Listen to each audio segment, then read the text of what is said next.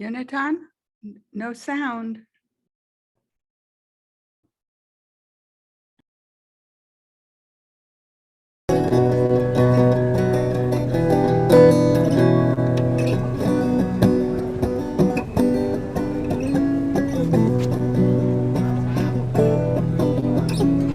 Kumah, kumah, kumah, kumah, kumah, kumah, Elohim, kumah, kumah, kumah, kumah, kumah, Elohim, kumah, kumah, kumah, kumah, kumah, Elohim, kumah, kumah, kumah, kumah, kumah, Elohim.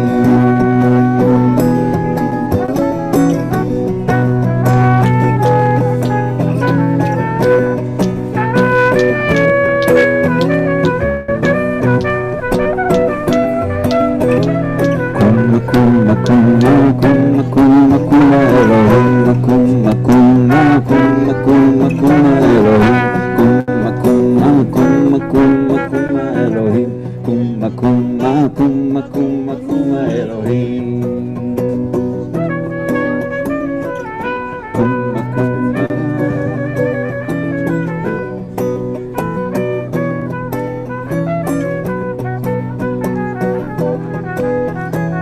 Kumah, kumah, kumah, kumah, kumah, Elohim, kumah, kumah, kumah, kumah, kumah, Elohim, kumah, kumah, kumah, kumah, kumah, Elohim, kumah, kumah, kumah, kumah, kumah, Elohim.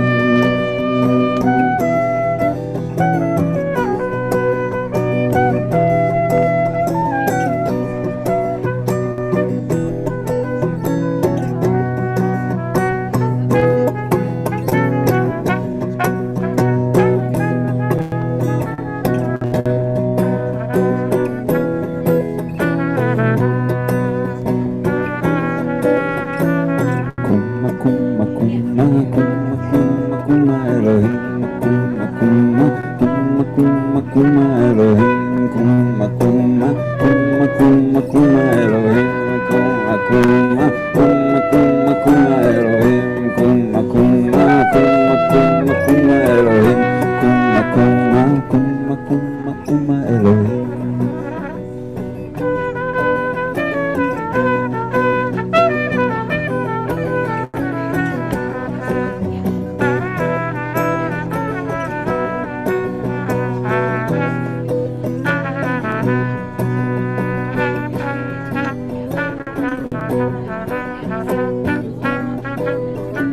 Kumah, kumah, kumah, kumah, kumah, kumah, Elohim, kumah, kumah, kumah, kumah, kumah, Elohim, kumah, kumah, kumah, kumah, kumah, Elohim, kumah, kumah, kumah, kumah, kumah, Elohim.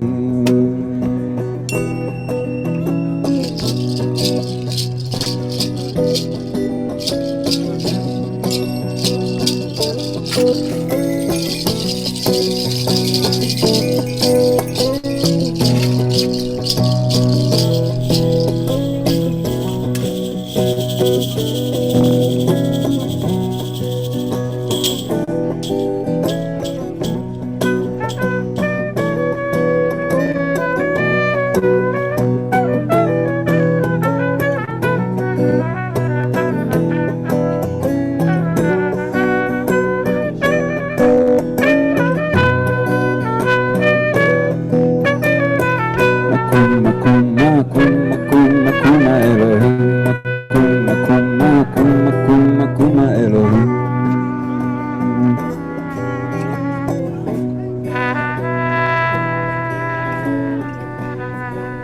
Yeah, let's get a little bit of that.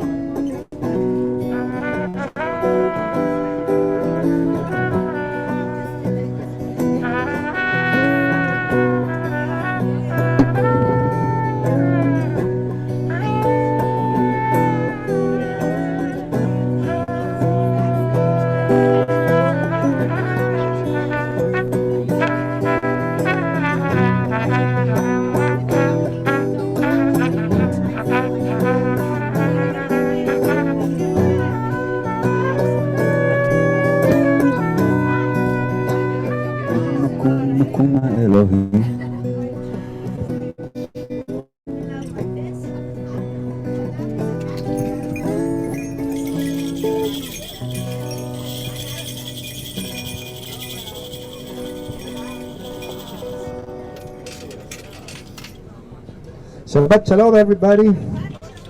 Chag Sameach.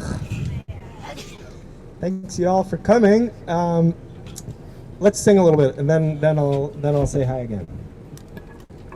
Frank, you remember that niggin of yours? Yes. You guys might remember this niggin that Frank wrote for the high holidays for us.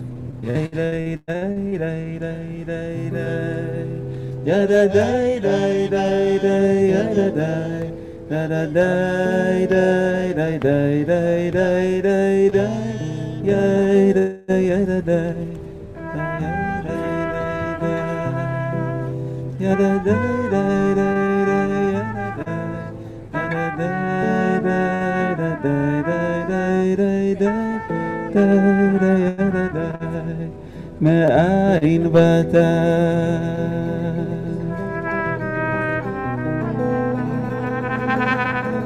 ולאן אתה הולך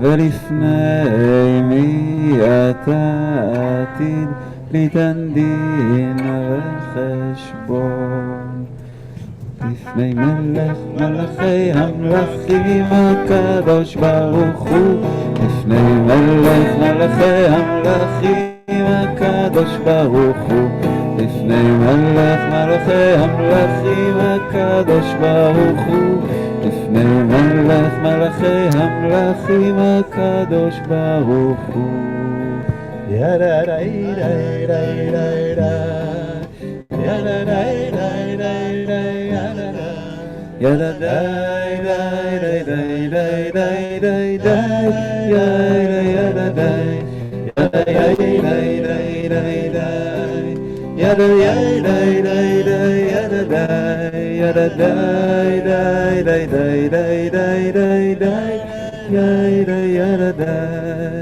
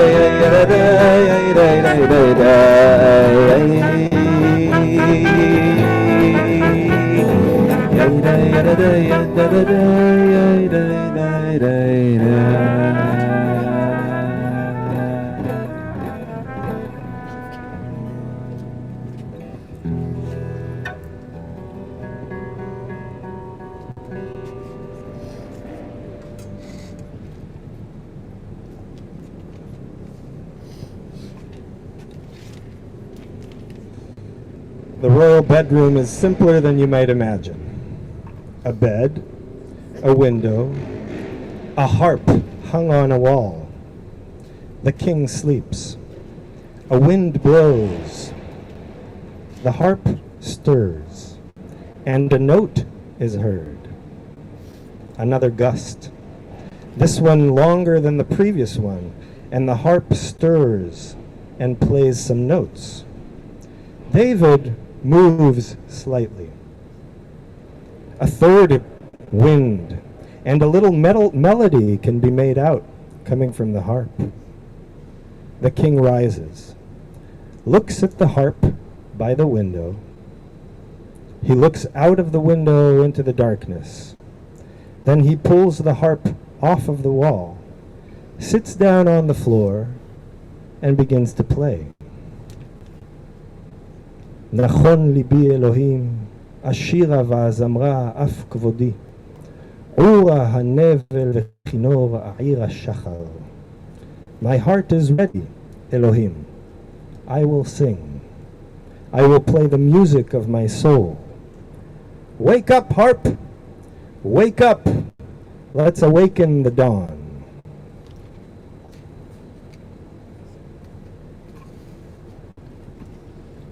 That's nighttime for King David. Yeah, the Talmud tells us that every night that's how he would wake up, around midnight. He would fall asleep maybe around 8 or 9, and then around midnight the wind would blow and everything that you just heard would happen, and then he would wake up and start writing poems and playing music. That's what he did. I'm going to pause my little poetic introduction here to say a word or two about what we're going to be doing this evening. Then we're going to dive right back into all of that poetry, nighttime stuff. And I hope that this nighttime stuff will last. I hope there's some of you who are ready to stay here till 2 or 3 in the morning with me. But we'll see how that goes. So before I go any further, I just want to say thank you to a few people. Thank you to Susan. Where's Susan? Susan. Yeah, Susan Myers. Just thank you for helping me put this thing together. And thank you to Judy. Judy and Susan and I kind of put this festival together. So thank you. And thank you to David and Laura. Where are David and Laura? There are our hosts. There's one, and there's another. Toda rabba. Thank you for hosting. It's beautiful to be here on this roof in this moment where Shabbat ends. You see the moon up there. That tells us we're getting closer. I think most of you know it's 3 stars when Shabbat ends. When we see 3 stars in the sky, that's when Shabbat ends and Shavuot begins. We're gonna mark the last bit of time before Shavuot with some poetry, and then after the poetry we'll do Havdalah, and then we're gonna go into kind of study mode. I'll introduce the people who are the performers as we go, but we got Martin over there, Martin Reckhouse, actor, friend, and director. We got Frank London, musician who I think most of you have met, Jonathan Gutfeld over here, who I'm sure you know, and Maria Silverman over here, a wonderful actress who starred in one of my plays 10 years ago or whenever that was, and ever since I've been looking for the opportunity to work with her again. Okay, so each of us has some kind of relationship with ourselves. We each have a unique relationship with us, yeah? And for some of us, for all of us, it's intimate, but there's different kind of types of intimacy I think that different people have in their relationship with themselves. And then there's a relationship that each one of us has with the world at large, with everything that's not us, everything that's out here. And I think there's different ways in which we experience that.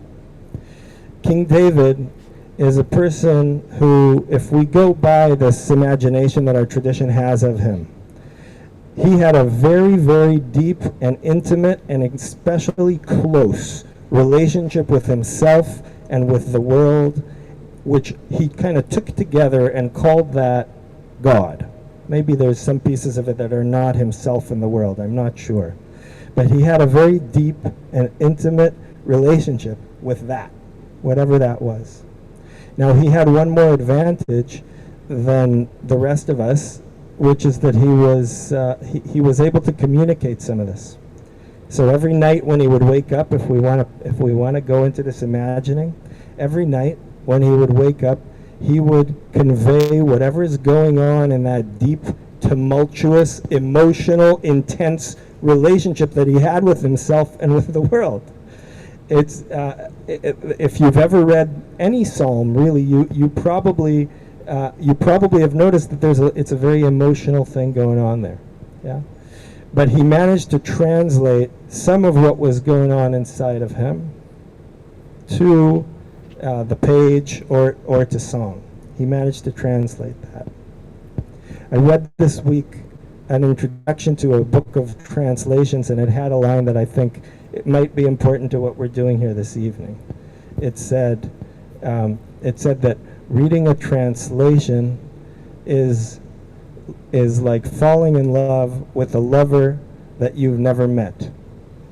Yeah, reading a translation, and I think they meant a good translation, is like falling in love with somebody you haven't met yet, right? So I went into the Psalms, and I felt all kinds of very strong things, and I could connect to David's soul, and I could see it in mine. Yeah, I could connect to the poet, like any good poem does, right? You read a good poem, and you can kind of feel it. But I looked at the translations, and they weren't doing it in the English. I would look at it, and it wouldn't do it. And so what you're going to witness this evening is a kind of desperate attempt on my part to try and convey something, right? This guy's done it too, and Lizzie's done it too. There's a bunch of translators in the house this evening. It's a kind of desperate attempt to try and convey to you all what's going on when I am reading these poems. Yeah? Because I feel like it's very, very important. It's like of highest importance, right? To manage to convey some of this. Now, why is it so important? Well, one thing I can say is tonight is Shavuot. It's the holiday on which we mark receiving the Torah, right? We receive the Torah. We're on Mount Sinai, right? All of us actually. There's a tradition that it wasn't just Moses up there on the mountain. There's a tradition that there were Moses and 70 elders. That's us tonight. Yeah, we're all up here at the top of 18th Street to receive the Torah. And what does that mean, to receive the Torah? What does that entail? It entails a tremendous responsibility of trying to listen to this thing. If we're going to say, we could say, okay, we don't want it. I don't want the Torah. I don't need this whole Jewish thing. I don't need all that ancient stuff. We could. That's totally one of our options, but we don't go in that direction. Instead, what do? We accept it. And so, if we're accepting it, then we have a certain responsibility, and that responsibility is to listen to this text, to these texts, and to then try and make them our own, right? If I came here, Audrey, I'm giving you my keys, right? Now it belongs to Audrey, right? The car belongs to Audrey. Audrey's going to do with it something, right? So it's the same with the Torah. If we receive it, that means somebody gave it to us, and that means we got to do something with it. And if we don't understand it, and if we don't make it our own in some way, then we have not actually received the Torah. So this whole thing of translation is kind of deep and important to me, and I hope through these poems this evening, we managed to understand something together about what it means to translate, what it means to take something, to receive something, and then to do something with it. And if there are any people who manage to stay with me towards the end of the night, we might even attempt a collective translation. You don't have to know any Hebrew. You just need to study and listen to the text and try and think how you might say it. Yeah. With that, I would like to invite Jonathan and Frank and Maria. And we're going to start out with Psalm 30. I hope you guys can hear the words of the poems. There are copies of them here, but we've decided you guys shouldn't get them yet. You guys should only get them after you hear them. So after all the poetry, you can take a look at at least at the translations. But I pass you to the hands of Maria for a poem of intimacy, Psalm 30.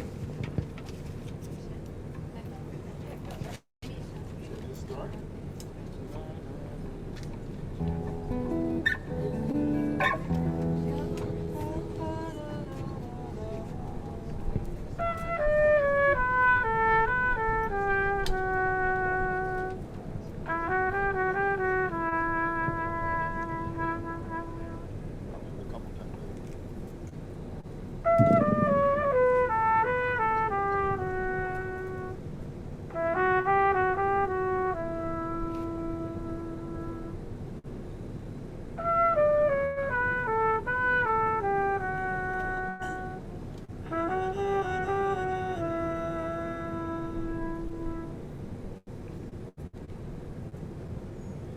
like a woman drawing a bucket of water from the well. So have you, God, raised me from the cold, dark depths.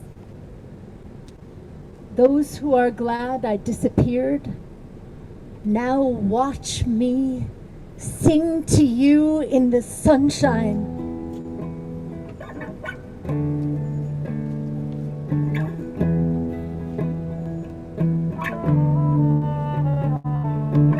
You, who are myself, and all at once, my God, to you did I direct my cry for help.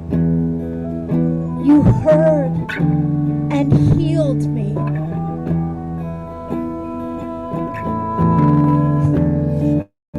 You enabled me to rise above the hellish noise, to extricate myself from the downward spiral, to remember that I am alive!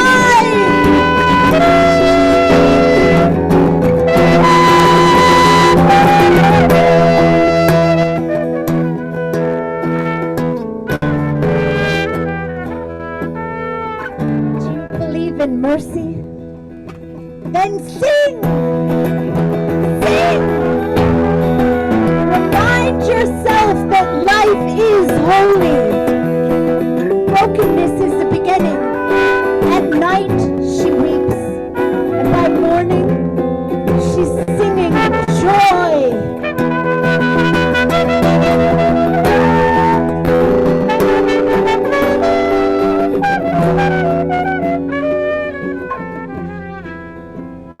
When I forgot all this, my comfort made me fear the slightest change. Then the mountain that we climbed together shook, and you, God, were hiding. Suddenly, alone, I panicked. I called you. I begged you to come back. What good is my blood to you? My lifeless corpse is worthless. Does dust pray? Does it speak your truth?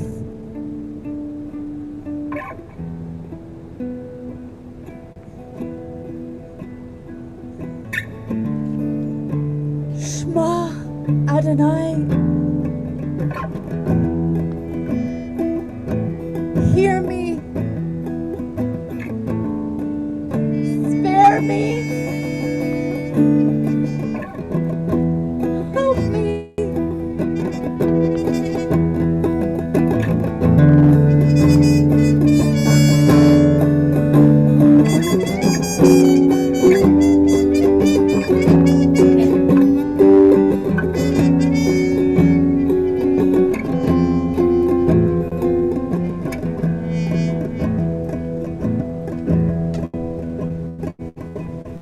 And you did. You turned my mourning into dancing. You unclothed me, washed the dirt off my body, gave me the courage to be happy.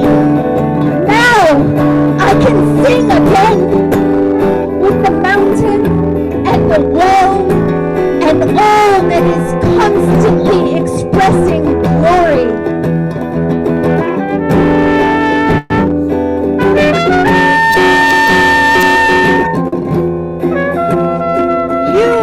Myself and all at once, my God, I will thank you forever. You are myself and all at once. I will thank you forever. You are myself and all at once. I will thank you forever.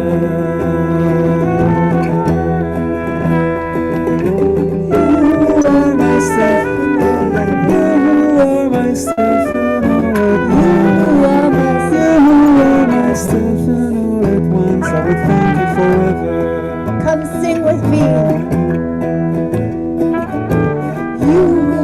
myself and all at once. I will thank you forever. I will thank you forever. You are myself and all at once. I will thank you forever. You are myself and all at once. I will thank you forever. I will thank you forever. You are myself and all at once. I will thank you forever.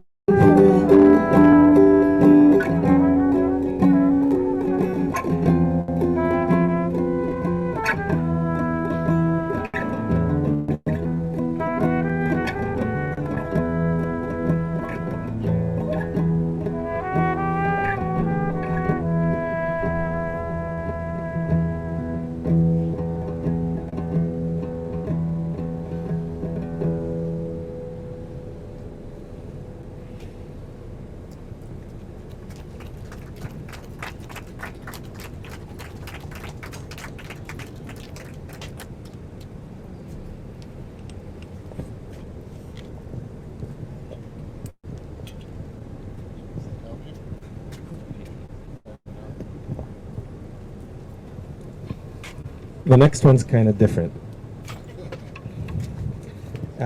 We set this evening up in 3 acts. That was the prologue.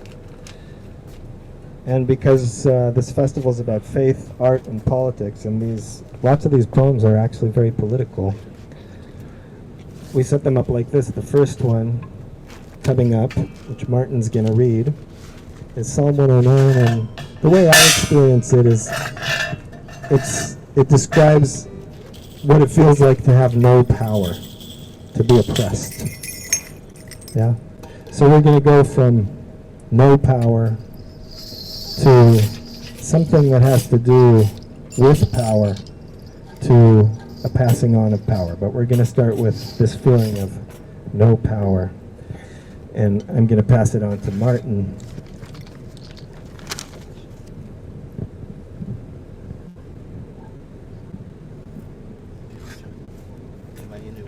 Nope, but you're losing your text.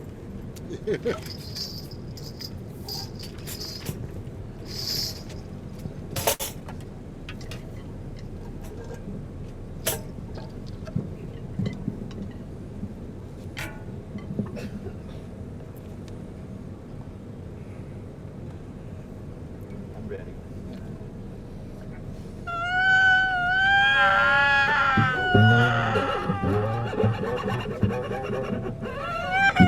God of my psalm, it's time for you to speak up. Stop answering my songs with whispers. No one hears. Their mouths have opened over me.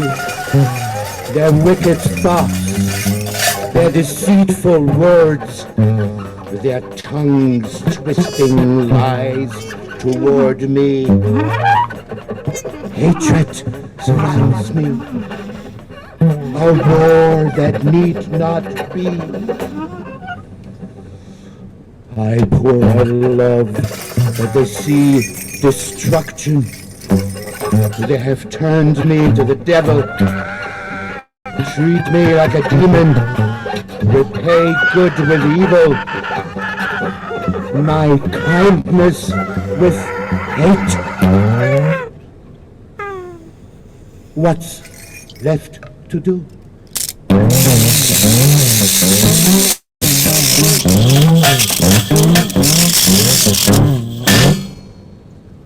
I am a prayer. Lay some villain over him. Let Satan stand to his right. Judge him to the wicked. See his prayer a sin. Shorten his days. Make his business fail. Orphan his children. Widow his wife. Always in motion may his sons and daughters be. Begging for food. Searching for meaning among the ruins of their lives. He always loved to curse, Don't give him what he likes. Now let him wear his curse like a well-tailored suit. Constantly hold his waist tight like a belt. Let him be infested with it. Let it sink into his belly with the water he drinks. Let it settle into the bones and oil he consumes. That is what those who call me the adversaries ask of God. Them who advocate against my very soul. What's left to do?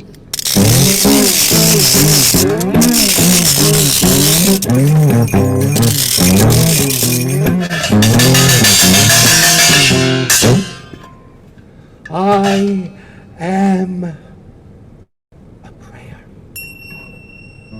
And you, Adonai, my master, use me as your agent. Let me do your work here, in this little corner, where goodness and kindness shade over me. All comes from you. I am poor. I am alone.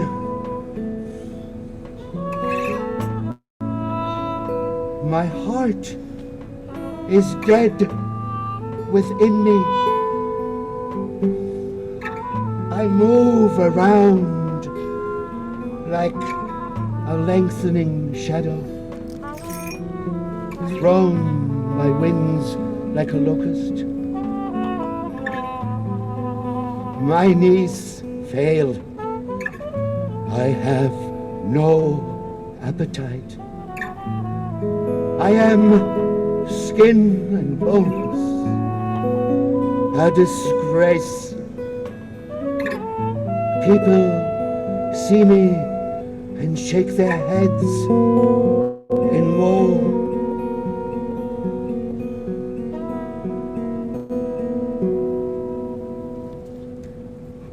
What's left to do?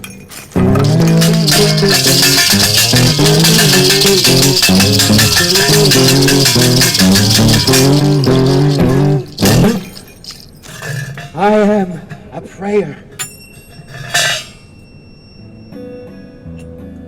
Help me, Adonai. Love me. Be kind, my God. That will bring me back. Their little curses are nothing. Your blessing is everything. Show them your hand so that they understand. Then they will stand corrected, acknowledge their wrongs, wipe their lips dry with shame, cover their faces in embarrassment, hide behind the coat of regret, and your servant will be peace. Speak thanks, my mouth. Speak thanks again, in private and among multitudes. Sing praise.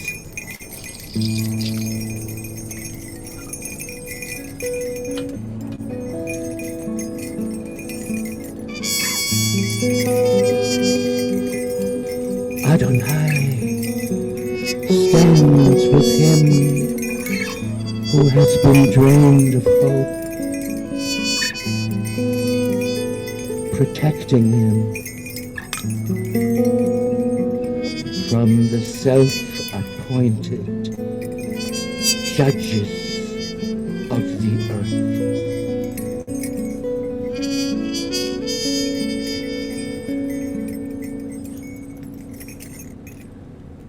What's left to do?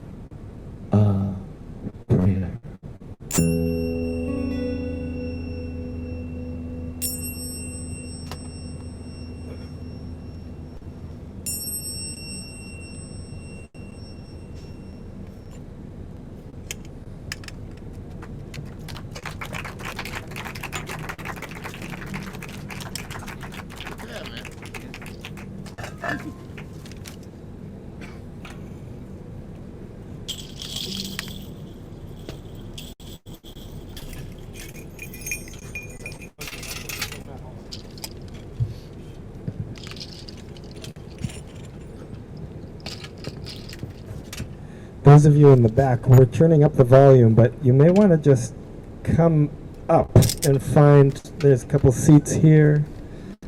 There's a couch over there. There's these loungy things back here. Yeah. Martin, thank you. So that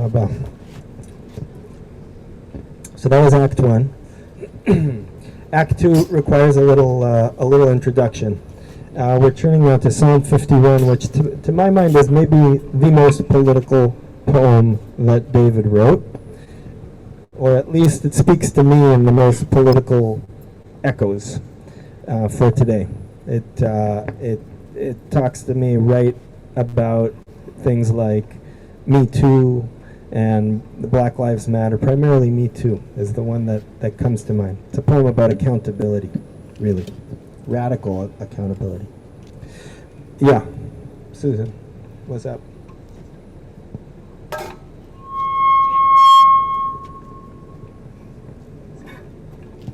Sorry, one sec.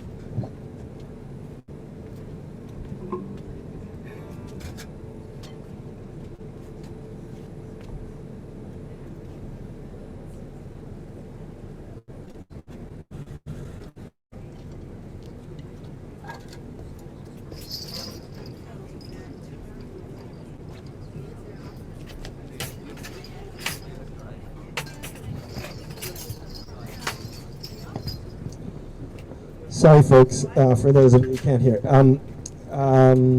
We are going to raise the volume, bump up the volume as much as we can. Okay, so people know the story of David and Bathsheba. David and Bathsheba. That's approximately when this next poem was written. So I'll go over the story for a minute, okay? So David has been king now for some time, and he's got all kinds of wars that he's won, and now he's at the stage of his kingship that he's not going out so much to the wars anymore. He's letting his generals handle it. And during one of these wars, he's hanging out on a roof just like this, and over there on that roof, there's someone who looks interesting.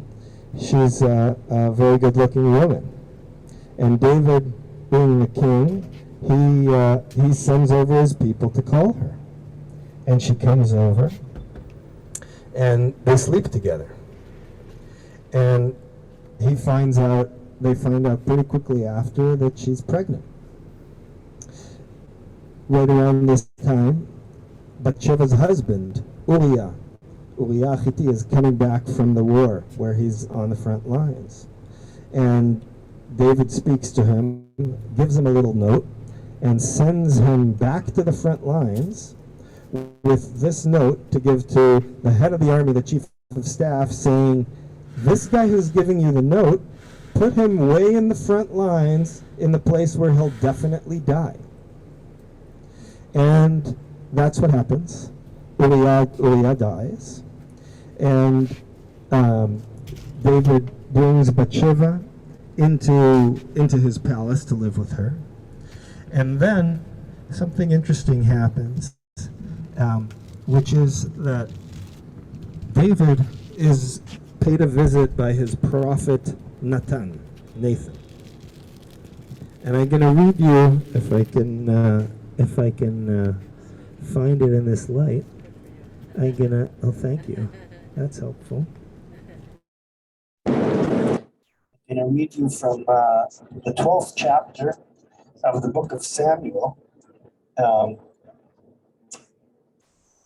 where we can hear what his prophet says to him. This is what he says. He says, there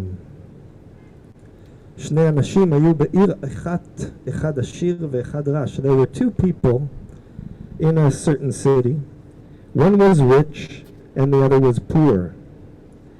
The rich man had lots of sheep and cattle, and the poor man had nothing but one sheep, one little sheep that he bought.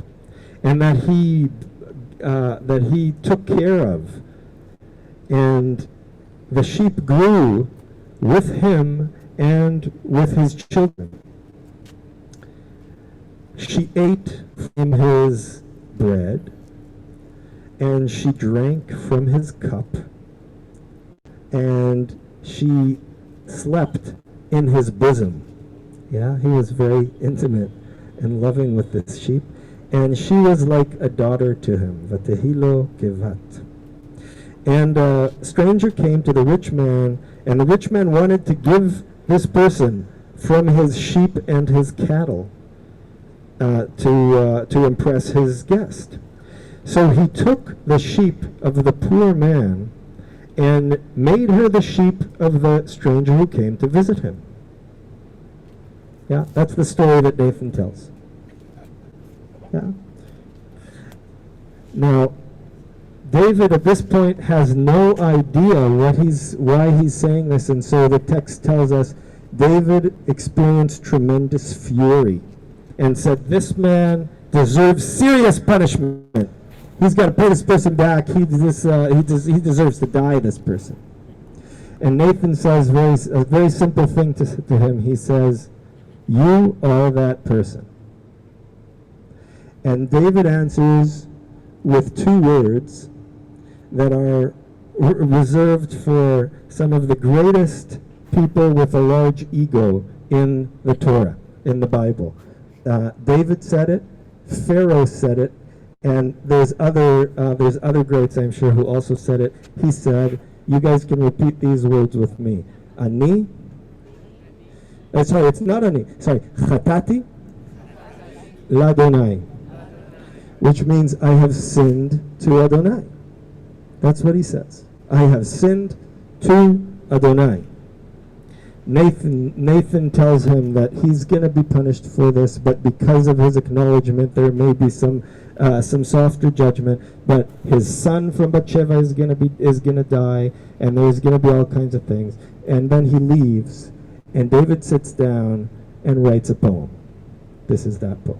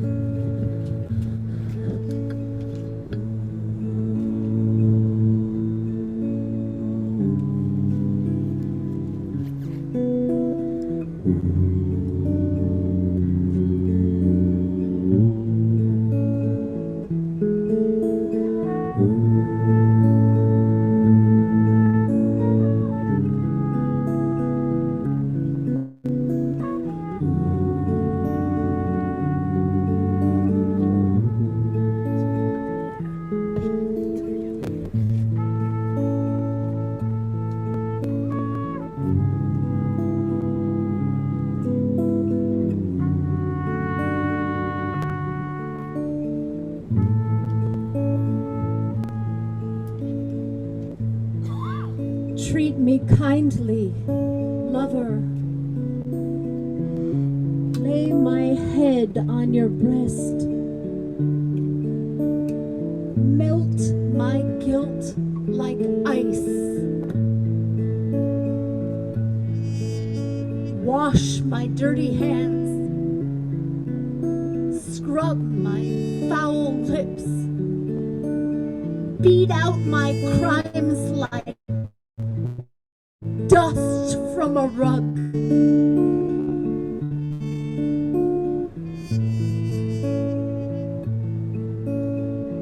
I know what I've done. All I see is my sin. In my life, only one thing exists. You, whom I betrayed. You, who speaks the truth. You, a perfect righteousness.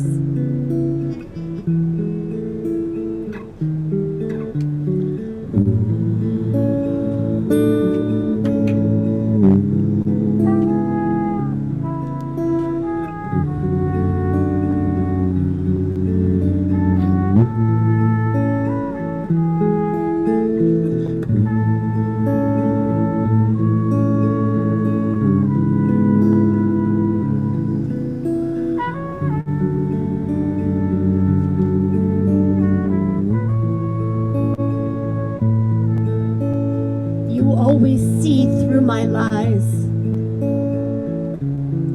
I'm bewildered, blind, stuck.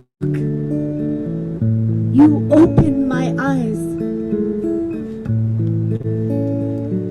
Sear me with fire. Bleach me whiter than the snow. Will you give me a chance to be loved again? To hear your sweet laugh? Then my dry, broken bones will dance their way up to Jerusalem. Don't look at me now. Don't even think of me, love, till I find a heart worthy of you. Till I find out what's left here that's true.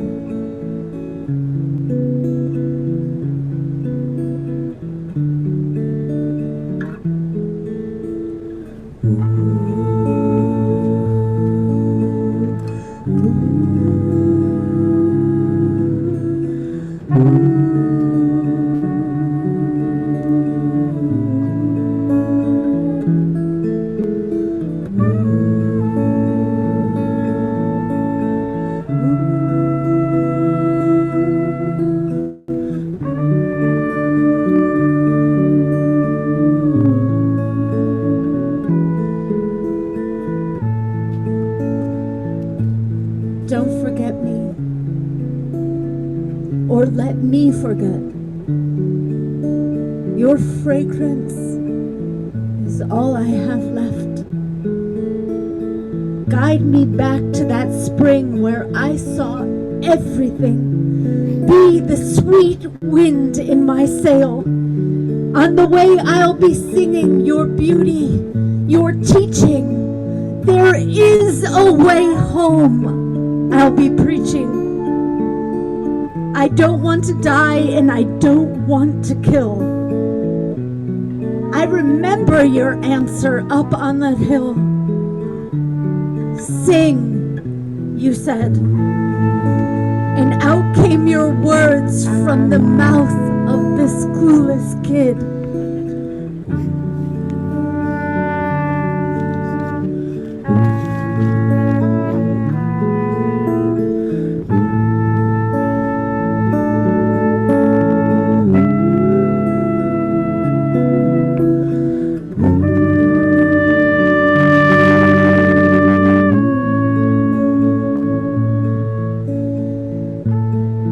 There's just one offering today.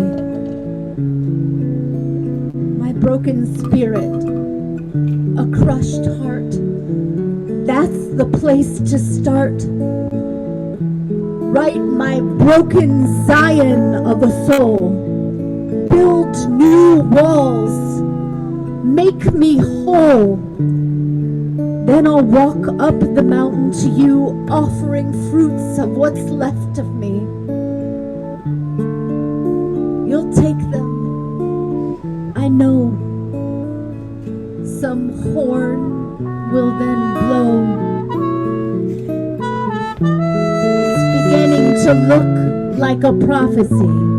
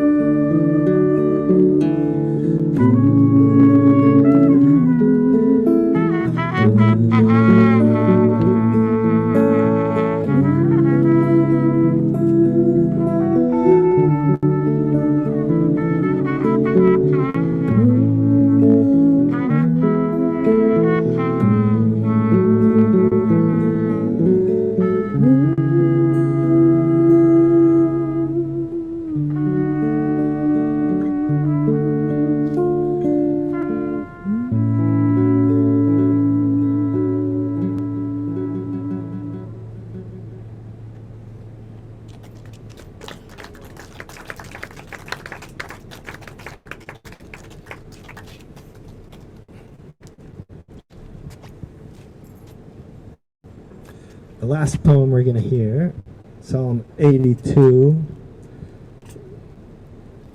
is a description or a call for these moments that happen every now and then in the history of humanity, in which we kind of take over, human beings take over from the powers that be who are not performing their job of righteousness.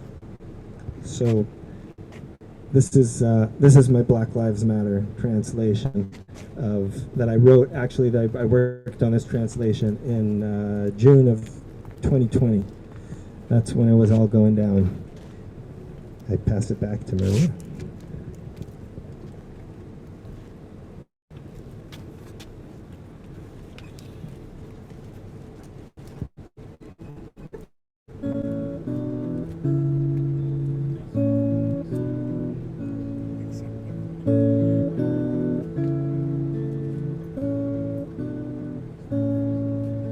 The streets are filling up. One more child on a parent's shoulders stares around in wonder. Another woman with her fist in the air, looking free. An old man carries his humiliation out to his stoop. The God song emerges. Justice, justice now.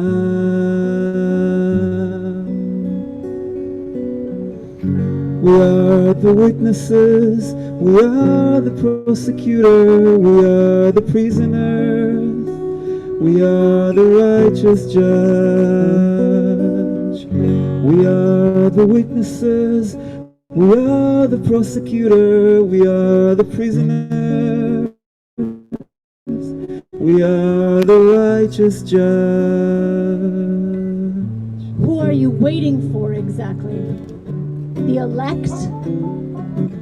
Let murderers walk, thieves prosper, rapists ride high, their polished faces everywhere. For the sake of the poor, judge. For those who have no one, judge. For justice, raise up the powerless. For justice, free the innocent, snatch the needy from the claws of the wicked. For the sake of the poor, judge. For those who have no one, judge. For justice, raise up the powerless. For justice, free the innocent. For the sake of the poor, judge. For those who have no one, judge. For justice, raise up the powerless. For justice, free the innocent. Snatch the needy from the claws of the wicked. Imagine what it's like to be deep in the darkness of the life you were confined to fail. Looking up, you see the feng shui light of the privileged looking down on you. Looking down on you.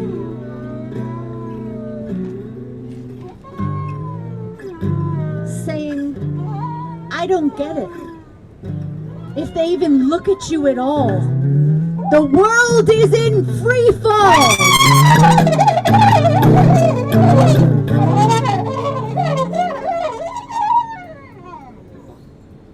God means you. God means you.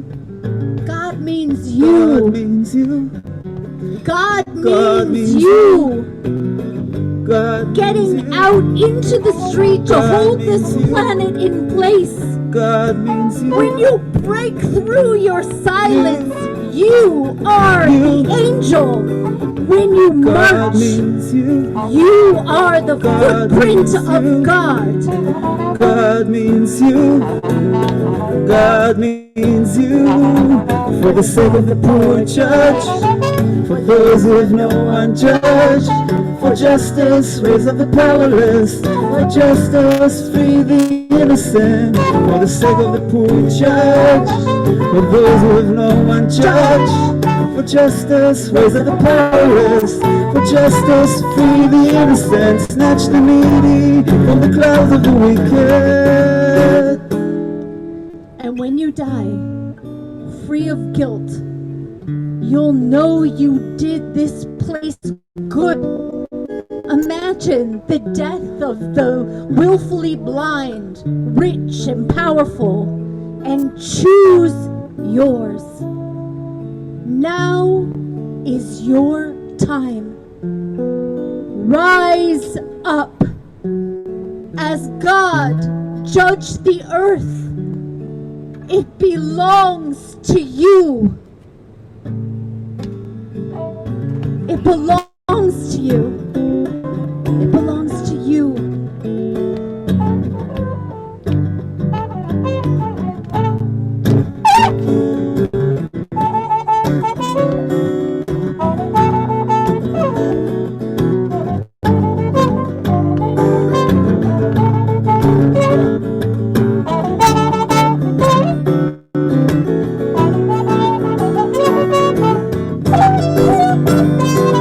For the sake of the poor judge, for those who have no one judge, for justice, raise up the powerless, for justice, free the innocent, for the sake of the poor judge, for those who have no one judge, for justice, raise up the powerless, for justice, free the innocent, for the sake of the poor, for those who have no one, for justice, for justice, for the sake of the poor judge, for those who have no one judge, for justice, raise up the powerless, for justice, free the innocent, snatch the needy from the clouds of the wicked.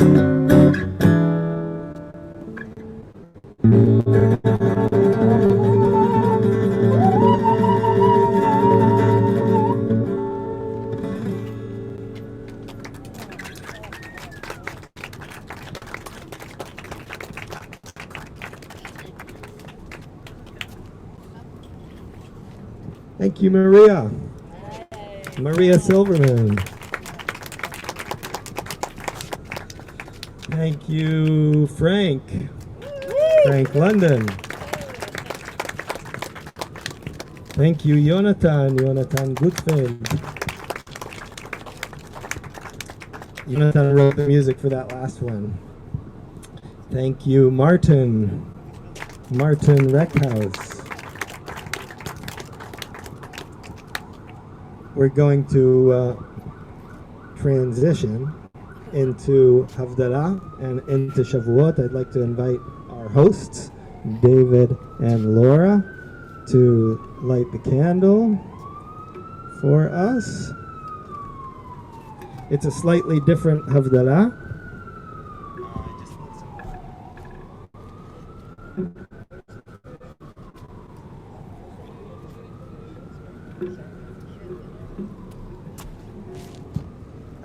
You can light it.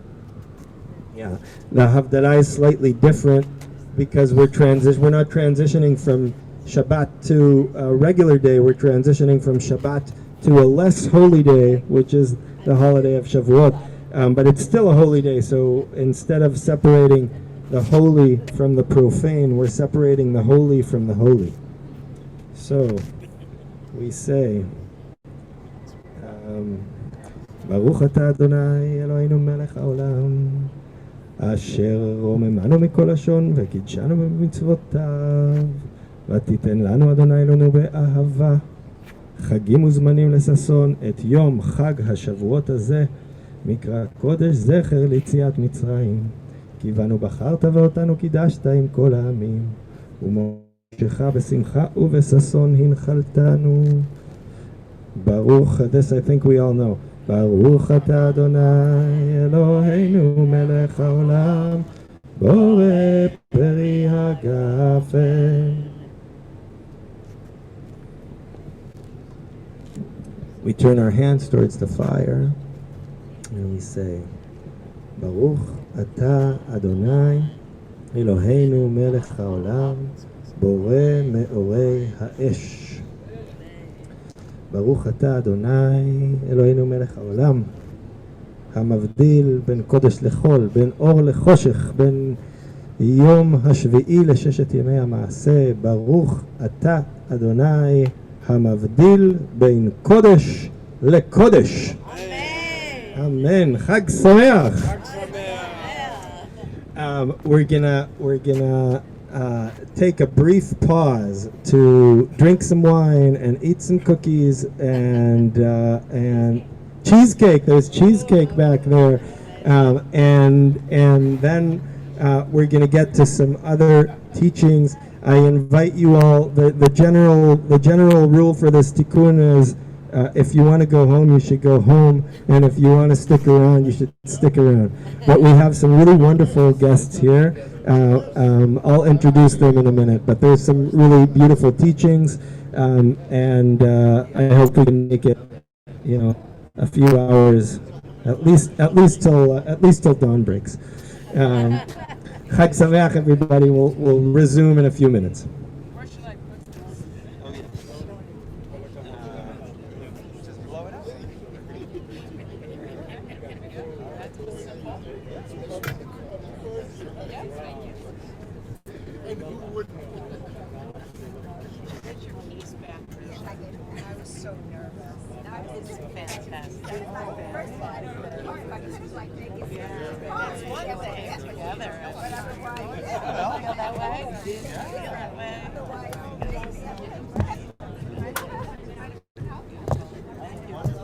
Yeah.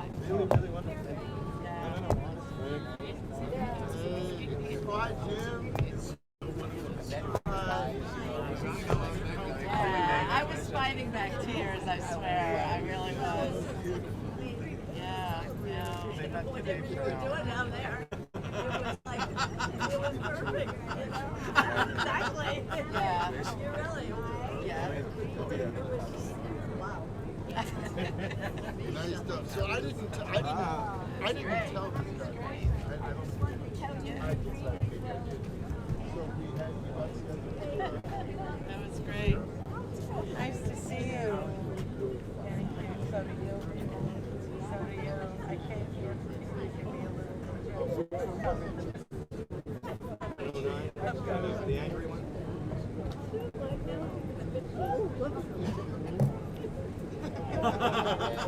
It turned me around. Thank you. So weirdly, I have to say that weirdly, the inverse of what you said is true, because I fell in love. You look fine. I don't, maybe that's the thing, I don't know the original, but I fell in love with it. And I can only fall in love with it through the translation. Until I learned Hebrew, Oh my God. But not I said to him there when we worked on the bod. No, but I'm serious. So did I tell you the time I met a Richard Kapuscinski translator, his English translator in Krakow? And this guy, Kapuscinski, one of my favorite writers. We were in together once. Kapuscinski is a Polish, it's a long story, whatever, just imagine it. He's a journalist. But I love his stuff, but I meet his translator and I go, oh my God, you realize that the words I love are your words. They're not his words. I mean, that's it. Exactly. And I'm telling him, I'm saying, I can recite verbatim certain passages because I love this stuff so much, but those are your words. So I just wonderful. It's so weird. Yeah, it is true. It is. I mean, translation. And the translator himself might well say, no, there is. You insult me. Well, there's another translator that I never met of one of my favorite texts in the world. Yeah, I know. But I would have almost never gotten to it because first I read this one translation, which was so execrable. Yeah, and it was only later when someone gave me a different translation. Well, I I'd love to go to the first guy said, It's like that. first Press. because the original text is in verse. I think we talked about this. And if you're not a poet, don't try to make a verse translation. You know, if you're not a poet, well, that's at least you have a fighting chance, you know. But if you're not, you know, like it's just a word. So that's a long But it all way. goes together. This is a way that any race that practice. Okay, I want to pick up on what you said. That's why I take some of these words in the process.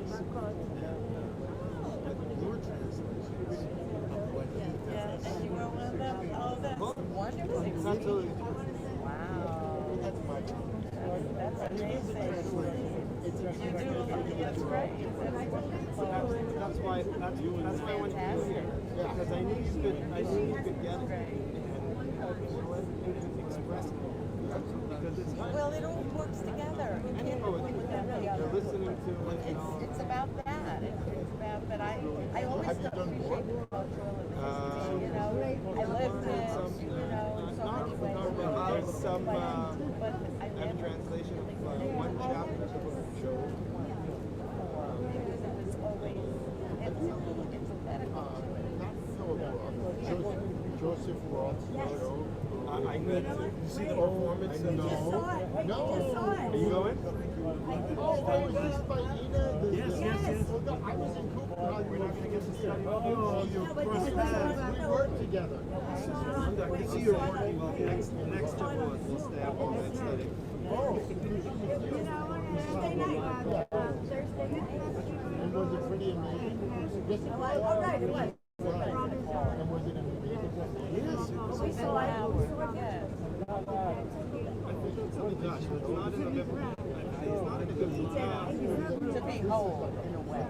I don't know about the Yeah. promise. Well, There that's is what we in do. the text That's itself. what we do on Thursday. There's a We look at the moment text of, and Different translations. he gives us another perspective, I'm not sure translation. I think what happens There was something not as is like giving something to a different state. I have no idea. And then she steps in and says, hey, and then he gives it to someone.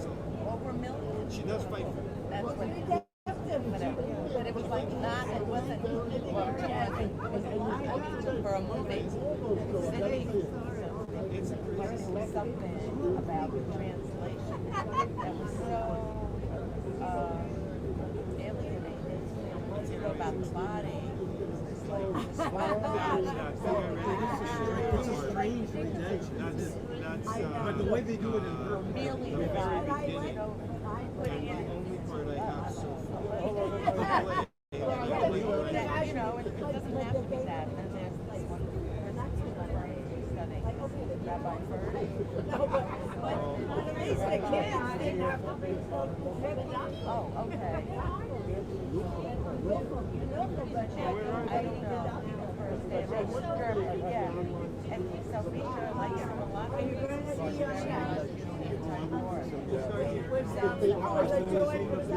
about the land of belonging, the land in a very different way.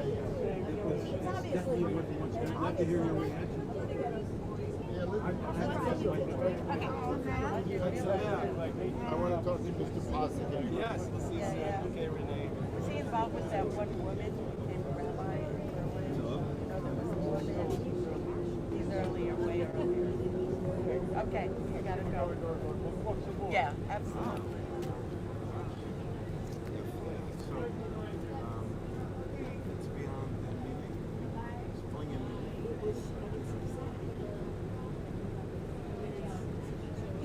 Wow, as a kid, I was having different feelings, but other than when Martin did this.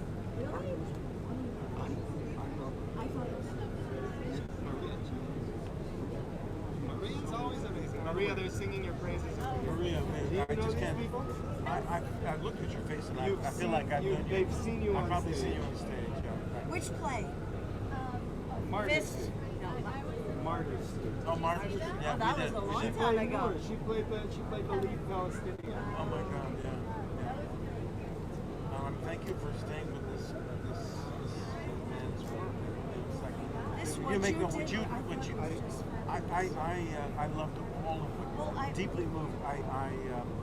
I guess the one that started just making me weep out beyond my ability to attain was your Psalm 30 and the way you. But again, as I said to Frank, this whole evening is about translation.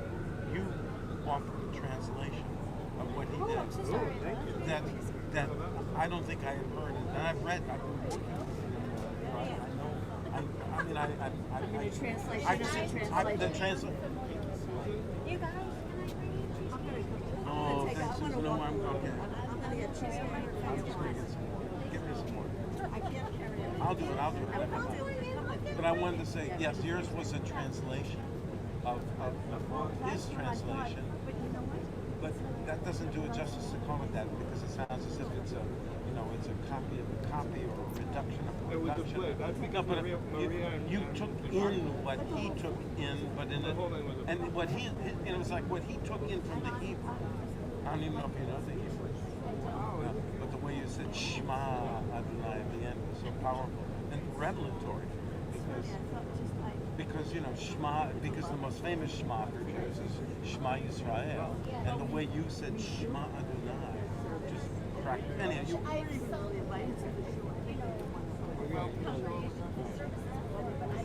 Hi, oh, we're so happy.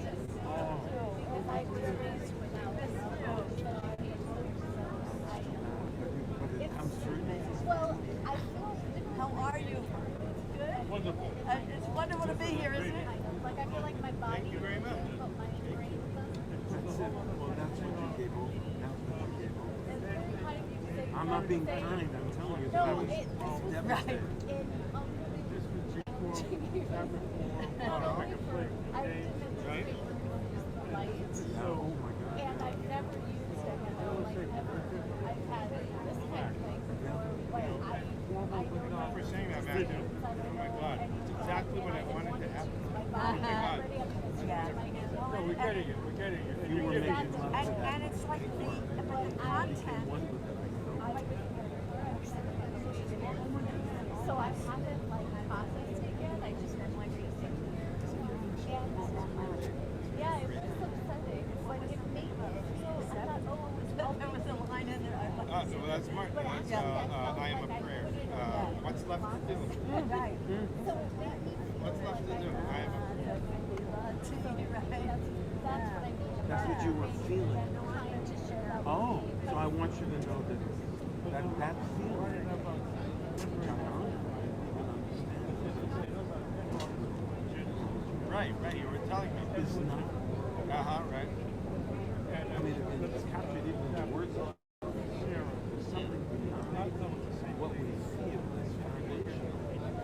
You as a man. I believe you. You opened worlds for me.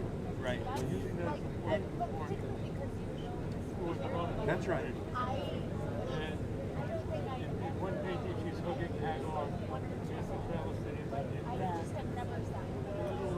And I found White translation coming down. Right. so moving. But for me to be able to do justice with this little idea of like 2-hour conversation, I feel like I never did that. It's very weird. Wow.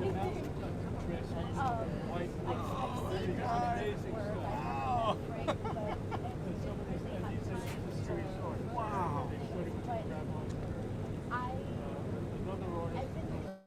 I think a lot from not watching so much What would Sarah have thought? this is actually my first live anything since I had my son.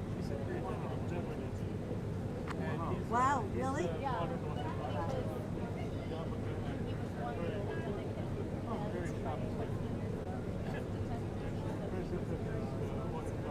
So my son and I stayed in Kumah for almost the entire pandemic. Yeah, it was really hard.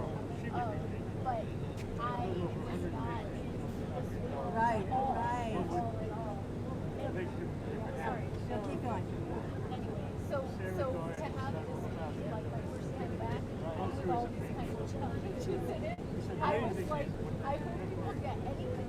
wasn't what you my said. point is, Sit around and they're take doing life. a Like, I modern could give you more Jewish if I thing. wasn't trying to.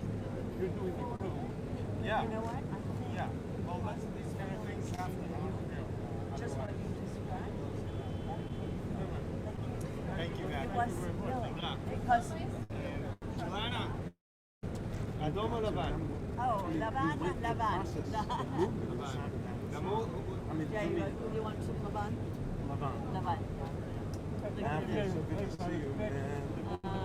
Yeah, we haven't seen any He's of a these wonderful people. scholar of poetry. You know, when I saw you, remember you came to New Haven for that conference about women and art? Let me brag a little bit. Yeah. New Haven? I have the JCC. You were at Yale. 25th. You were in my son's class. 61. David Honet. In all of America. Contributed to Jewish culture. Honet. I won the 60. Oh, that's so wonderful. I've done 7 books on Jewish art in America. Saturday I'm going to get a hold of them. You are? But I said, like, I really love history. Who published Like, I it? really wanted to Or be different one of people? those, Yeah. like, First number one, seven were Rutgers. you know, and I always felt like to punish me, they were like, well, expand your mind. Francis knew what I Go to Arizona. Jewish art in America has religious basically. To live there because Did they have the, And I nobody guess was the, supposed to. Like 2 or 3 houses. Wayne State. what was it, yeah, Darren we State? were there. Yeah. We We shared were that. missing for a little bit. It's not like Yale, it's not a big Park 5. Yeah. You can properly I like guess hang out there. that's a lot. Is it still that What I way? do is Even grab a though- very Did you go back? Love it. And so I want to see. Changing this last book is on My nephew graduated Jewish art now. Oh, my. Religious art. and I wasn't planning on going, but I found out that my Immigrants son came. and his mother had It's really East European art. So you went And to, who was like one of the Yeah, it was would I just have heard of anything? Like this, Eastern American art. Yeah. There is a separate base. so you made the trip? What are some of their names? Yeah. Well, like Abba Ostrowski ran the school. Who? Abba Ostrowski ran the school. How old is he? Came from Myers.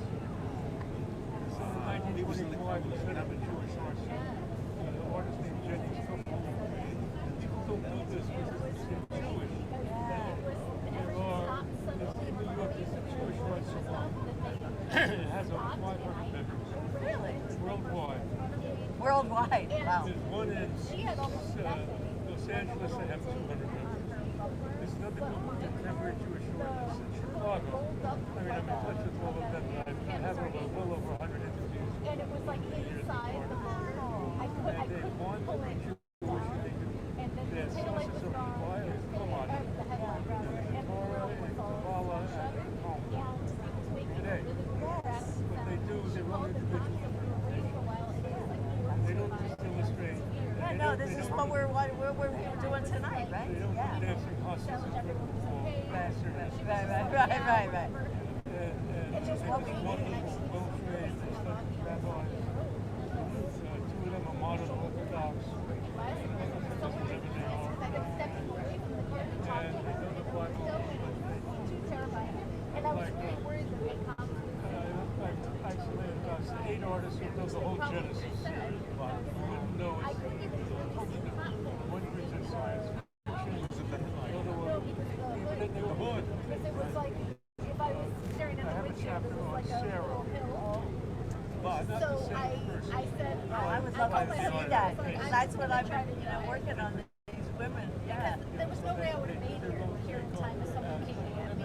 Did he try to dissuade you? I know. No, he said just stay in the right lane, like whatever. Wow. So When does then it we come out? drove and picked him up. You have to finish it. Yeah.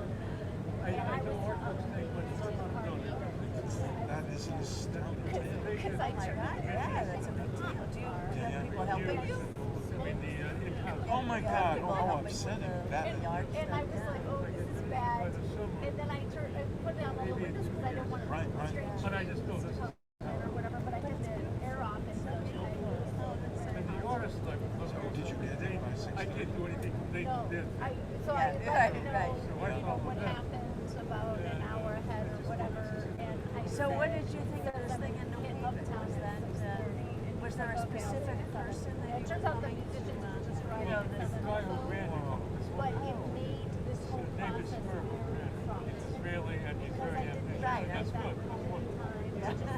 And Exactly, which is what you want to do, and you haven't performed it like live in so long. think about contemporary art. It's about women. Right. That have a Facebook I did, I have a whole chapter on Oh, really? 10 talk, 7 talk, and then I have individual chapters on 4 of the artists. They wrote a chapter. What's it called? It's almost like a I can look it up. Almost like a sacrament. Yes. Golden Yes. Age since the 1970s. I would love to. I will have to get a copy of this. Yes. This is a golden age. I Where's the feel best all that place? in you. It's real what you're saying. And you were doing that in the midst of your They have a lot of my books. no, but Some are remade after 35 Not in your last name. Amazon. They have No, your last name is Bagel. B-A-I-G-E-L. like bagel. Like bagel. Right, right. No, it's Yeah. an I. B-A-I. Yeah, yeah. Kind of like Yiddish. If you remember, Do you know Yiddish? You know Yiddish. no, I don't know. I think the name originally was Beagle. A beagle. But that's my grandfather was from the paper. Yes. Yes. And I have cousins who are Beagle. I got onto this like And I'm 2 Bagel. seconds. Bagel. Yeah. One of them is And I was like, I don't know how. Like Like French my eyes or were all something. clouded. I don't know if I could read the words. But Renee is from a So Hasidic family. interesting because all of those lessons Every she that I knows this told backwards. This is not even serious for her.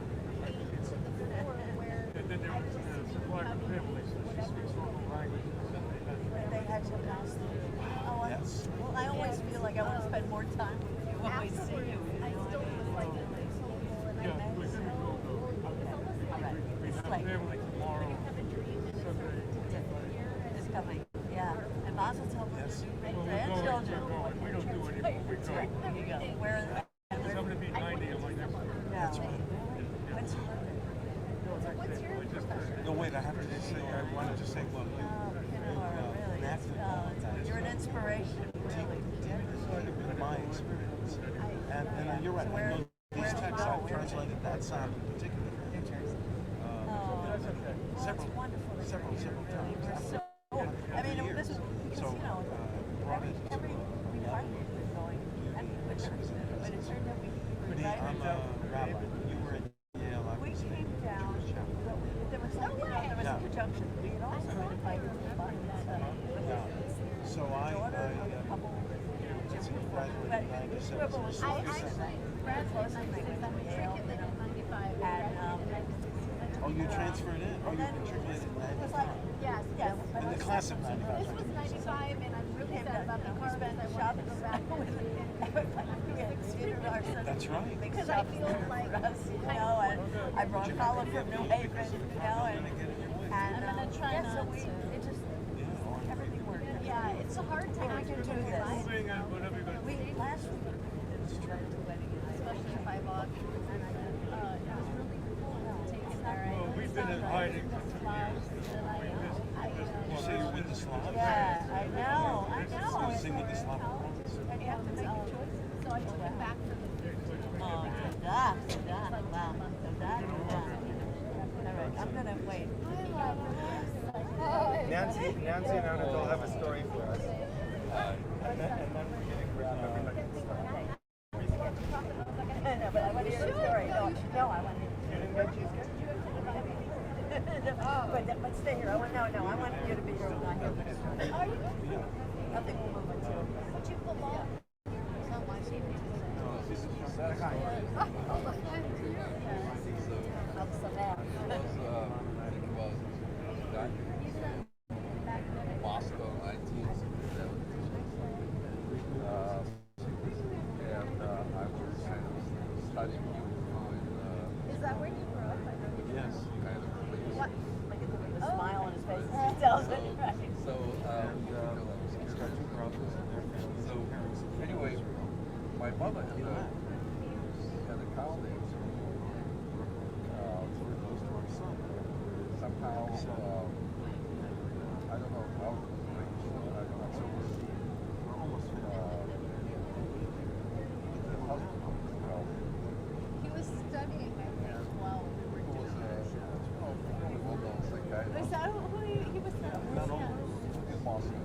What was your condition?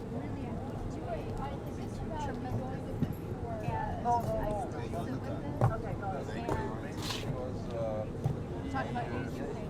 During our rehearsal, I have lost.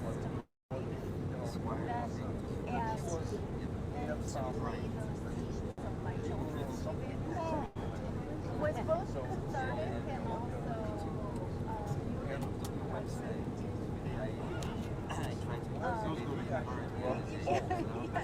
yes, I guess. But and there was a line that you got off, maybe not in the song. And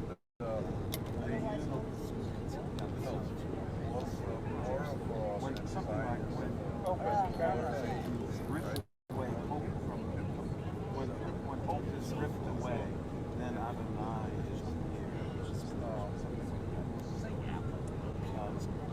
The instructor shows that sense of all the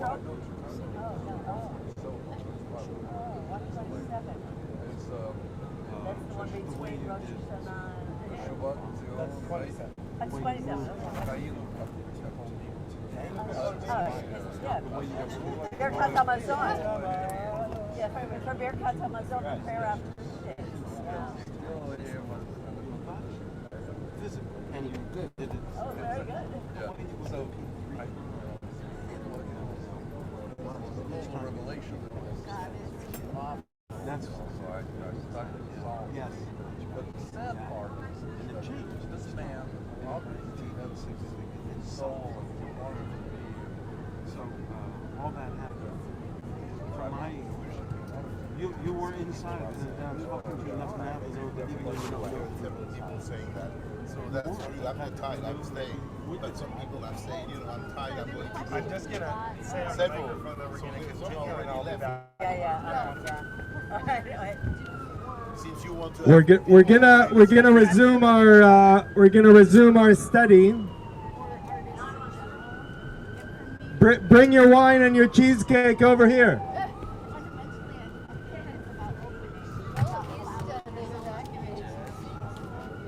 So what people are is doing everything is bad. I think that the people that have written something. What is that? Oh, that's the next handout. Yeah.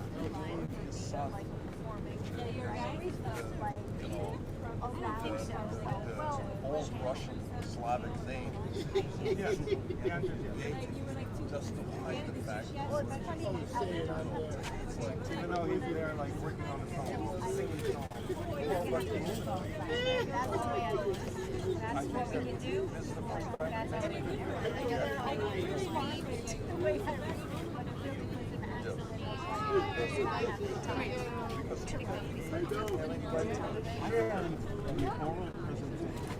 The funny thing is, we were actually talking to each other.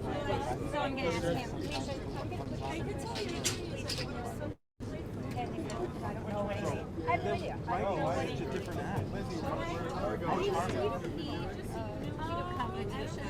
No, Yale was my congregation, and I kind of stepped away and So on one hand, when I punch probably you can see the light.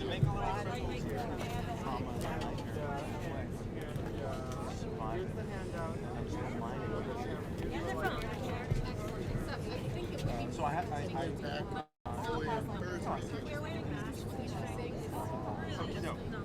Okay, here we go.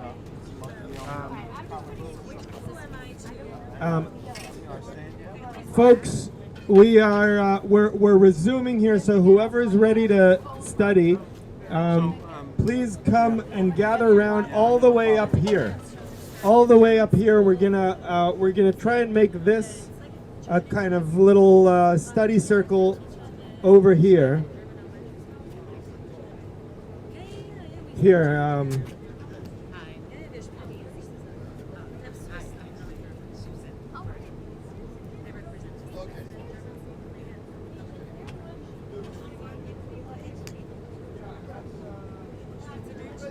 They all know how to say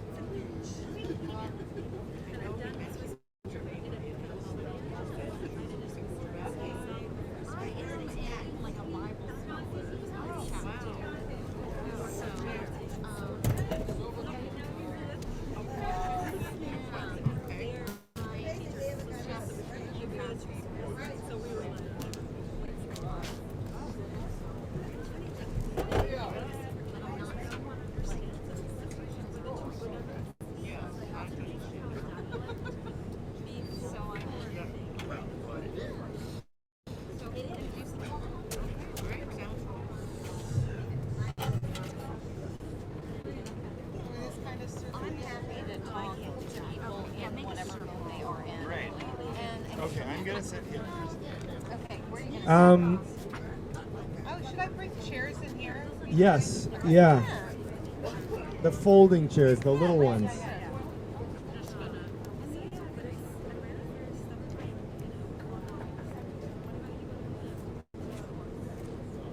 Don't want to hit anyone.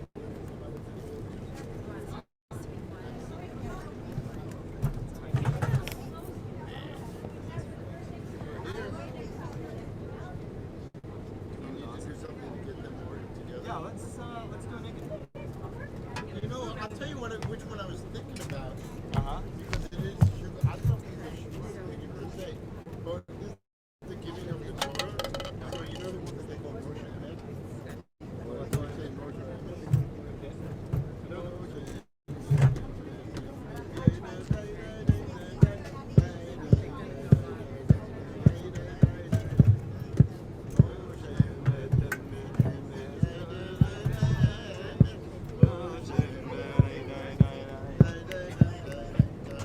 two other parts. But even then, you know, so that I was thinking about that. If that means anything. Okay, people.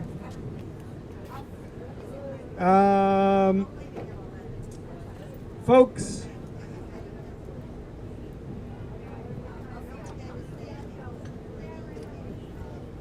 I feel like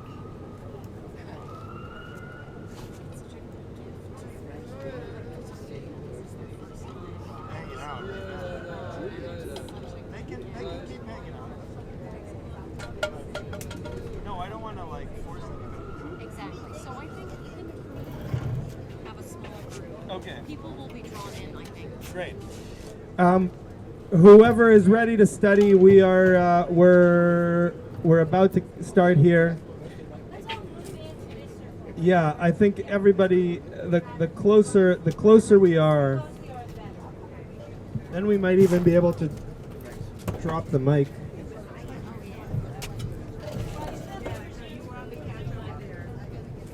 Oh, right. Yes. Zoom folks, hi.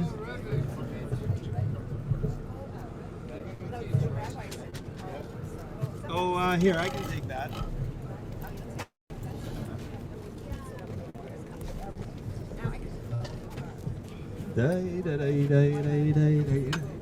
How does it go, Frank?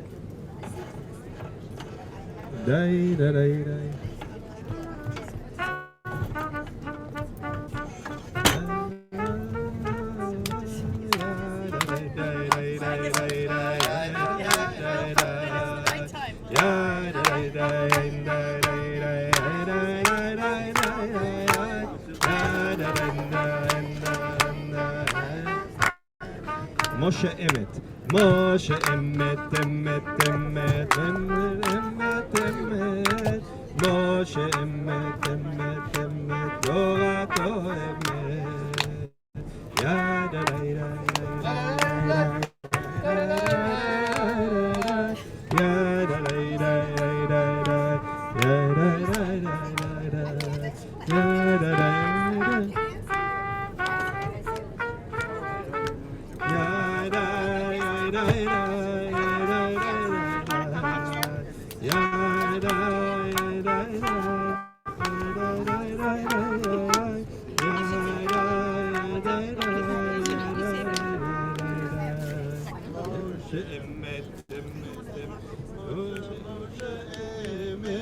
Moshe Emet, Emet, Emet, Moshe Emet.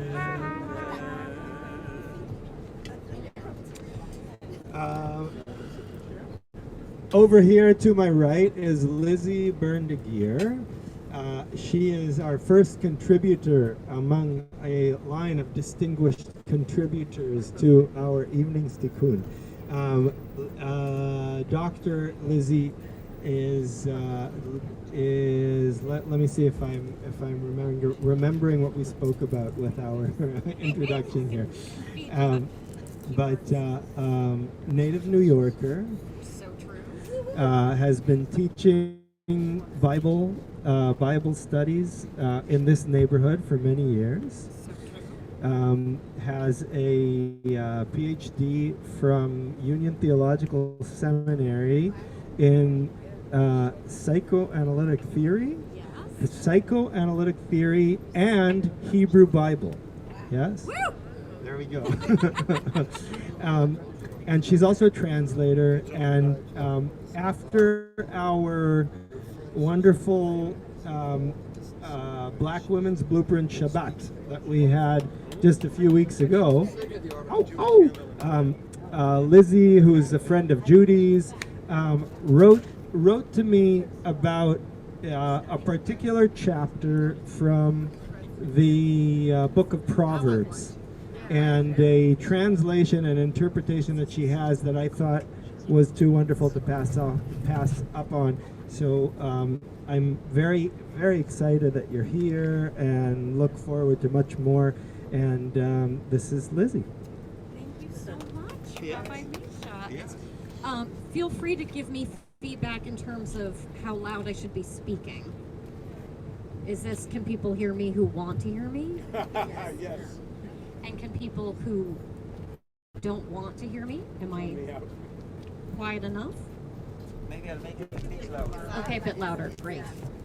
You know what? As we're adjusting the volume, I was so moved by the way we were all able to enter into those songs through the word and music. And I was looking around, and I don't know if other people have this sensation when we hear these words, that these words were written and spoken and brought to consciousness thousands of years ago. And there was something about being on this roof and looking around as our city came into relief and into light on this roof. Right? Nothing that we see here was created by humanity. None of it existed when the words that we are hearing tonight came into existence. And then I looked up at the moon, and it's the same moon. So I thought, as we start, let's just take a moment to look up at the moon as a way to orient us.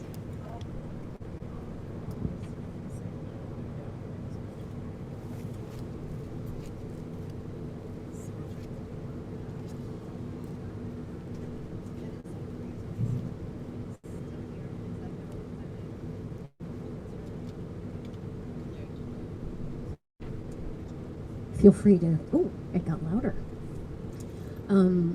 Feel free to continue to gaze up at the moon as we continue to talk. I thought it would be nice in terms of this teaching. I really see this as more of a conversation, so I'm going to share a little bit about this poem in Proverbs and why it has fascinated me. And Judy's actually going to read it in the translation that I have done, and then hopefully we can just open up a conversation. Especially since apparently we're all going to like 2 or 3 in the morning, so I'm gonna really, no, don't worry, it will not take a long time at all.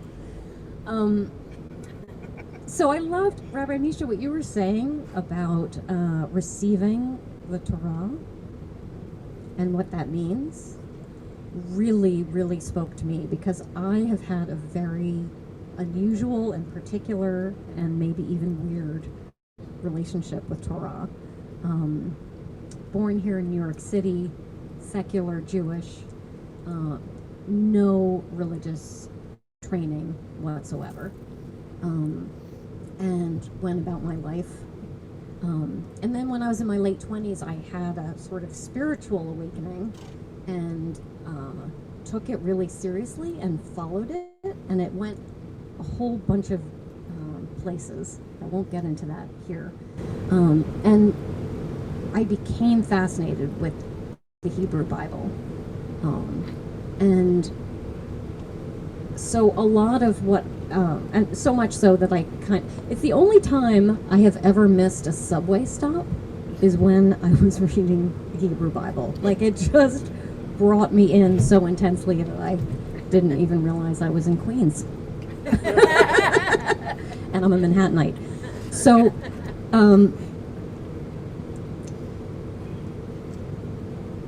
I got a little lost there, sorry. So when I went to, I had to study, I was working as a chaplain on the psych unit, and that's why I was going to Queens. I was at a hospital in Queens doing chaplaincy on the psych unit, and I felt like I had to go very deeply into an exploration of the human psyche and an exploration of the Hebrew Bible. And that is what brought me to Union to study those two areas. And my first year there, I got introduced to sort of the history of ancient Israel and learning about when and how these writings may have been created, and from a sort of academic and historical perspective. And that fascinated me too. And as a feminist, I was also very interested in not just the patriarchy of the times when these might have been written, right? You brought us into that story of David and Bathsheba, right? And I mean, a king who looks over and sees a woman bathing on the adjacent roof and sends his men over to get her, and she becomes pregnant. I mean, that's a heavy story for a feminist, right? And I think we all were hearing that story. So there were those layers, but then there was also learning about just the layers of patriarchy and culture in academia and in translation and all of that. So I don't know if I'm pronouncing it right, because again, I'm mostly self-taught when it comes to Hebrew, but Eshet Chayil. Does that phrase mean something to everybody here, or not everybody? Great. So we're all on the same page here. So there is a poem/song at the end of Proverbs that is often, I'd love, maybe you'll say, maybe other people will say how it's used in Judaism, but it's translated, I know, for instance, in like the Catholic translations, it's translated as a worthy wife. It's a poem about a worthy wife. Woman of valor. Woman of valor is the way I know it. And how is it? Woman of strength, exactly. So I translated woman of force, and I can talk a little bit about why the word force, I think, is such an apt word for it. But it's used, for instance, you might hear it if you go to a Christian wedding. It's often performed there at a wedding. And do you want to say a little bit about how it's sung? What I can say is that my father sang it to my mother every single Shabbat. It's traditionally sung right before Kiddush, and there's different melodies to it. My dad would sing it in this kind of soft way. He would say, "Eshet Chayil nimtza, ve'achot notnim mikra, batach balev bala v'shalane echsar." It was this very beautiful thing that I've never heard anybody else sing it in that way. Is that like a common thing? Yeah, that's familiar. That is familiar. Okay, I never heard it anywhere but from my dad. Right, that's the one I know. בטח בלב בלה ושלה לא יחסר, עם גמל טוב ולא רע כל ימי חייה, דרשת צמר ופשתים ותעש בחפץ כפיה, היית כאוניות סוחר ממרחק תביא לחמה, ותקום בעוד לילה ותיתן לחם לביתה וחוק לנערותיה. It goes on like that, but I'll just say that it's a beautiful moment of a man expressing something to his wife about how wonderful she is, and at the same time, when you look at the words, it doesn't look as good as when you just hear it as melody. It doesn't. It's patriarchal, and you know, he's praising her. This is when I take the mic. Sorry. I felt like I had to do that only in the context of women's voices. So here is something kind of radical that I've spent a lot of time with this poem, and it has continued to take shape in my own consciousness. And what I have come to discover is that this was probably originally sung in the context of women singing with and to each other. And more specific, because the word for wife, I think many of us know this, is really the word for woman. So it's a woman of Chayil. And what you do here, right, when you look at these words, you start to notice that a lot of the words have to do with textiles. And a lot of the words also have to do with business. There are words for wealth and value, and actually very specifically words that have to do with the transactional business of manufacture and selling. The other thing is, it is a 22-line poem, and there are 22 letters in the Hebrew alphabet, and each of the 22 lines begins with, the first line begins with Aleph, the second with Beit, all the way through the alphabet. And those sorts of songs or poems, those kind of acrostics, have been used throughout time and in various cultures. Well, I can't say throughout time, but since we've had alphabets, as a means of teaching literacy. I believe this song was sung in the context of a guild of women weavers who manufactured textiles and sold them. And the song was, first of all, used as a way, again, to teach the skills of literacy that the younger generation of weavers were going to need as they became the business owners and manufacturers of this weaving guild.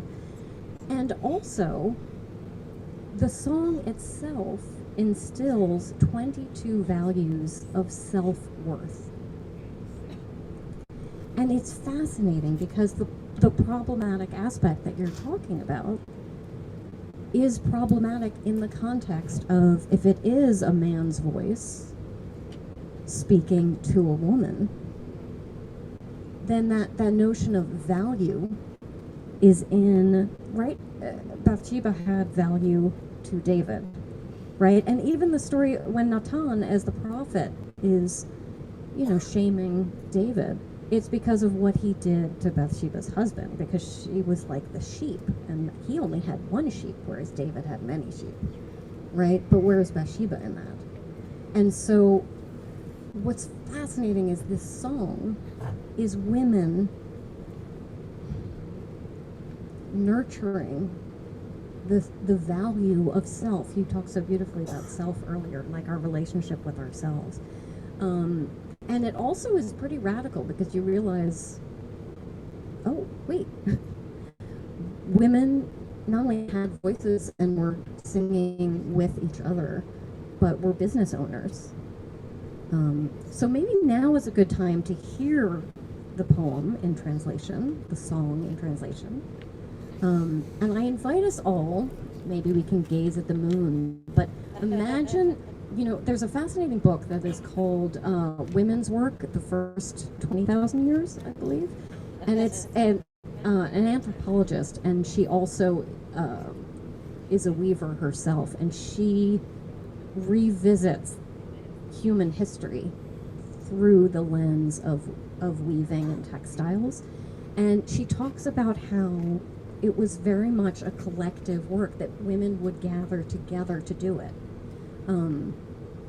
And it had a lot of mundane, it could be very boring, it could even be a little painful, right? Because you know what it's like to do tasks with our hands over and over again. And so singing was a way of passing the time. And I just think it's amazing that these women were not only passing the time, but were, again, educating the next generation in terms of literacy of these young women, and encouraging their self-worth. So let's listen as we hear a little bit about how they did it.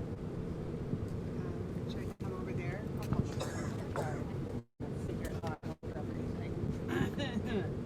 Okay. Oh, you're going to be my mic stand. Excellent. Okay.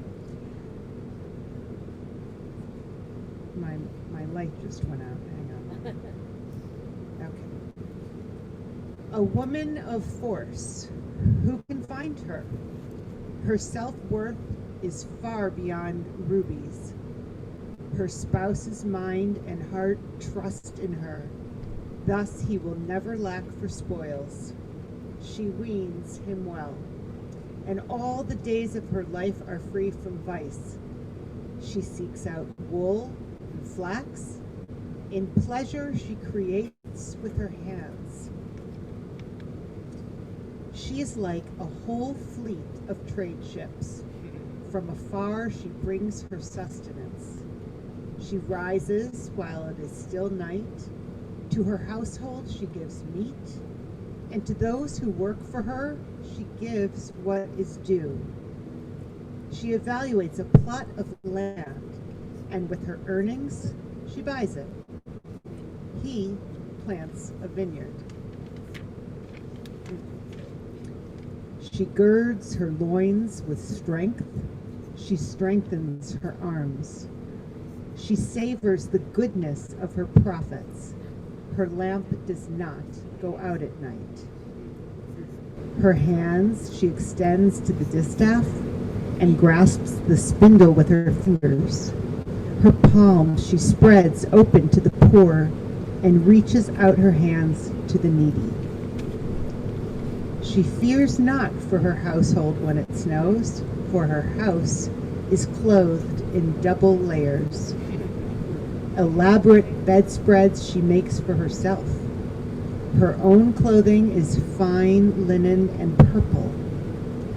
Well known is her husband at the gates, where his seat is among the elders of the land.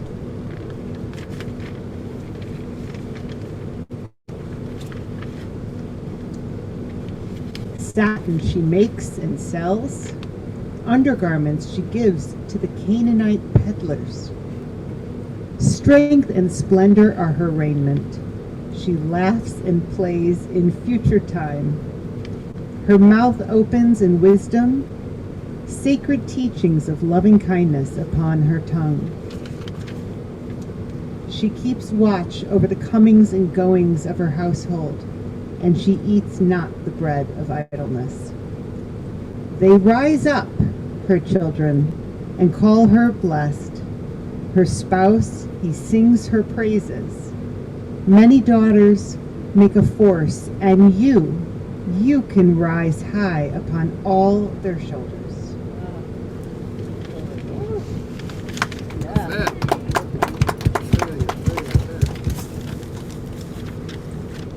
So there's all sorts of stuff I can say from this point, but there's a handout with a lot of notes.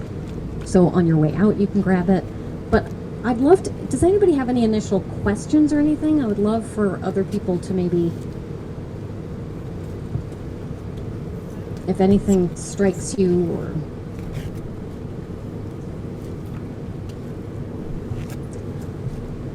Lizzie, I have a question.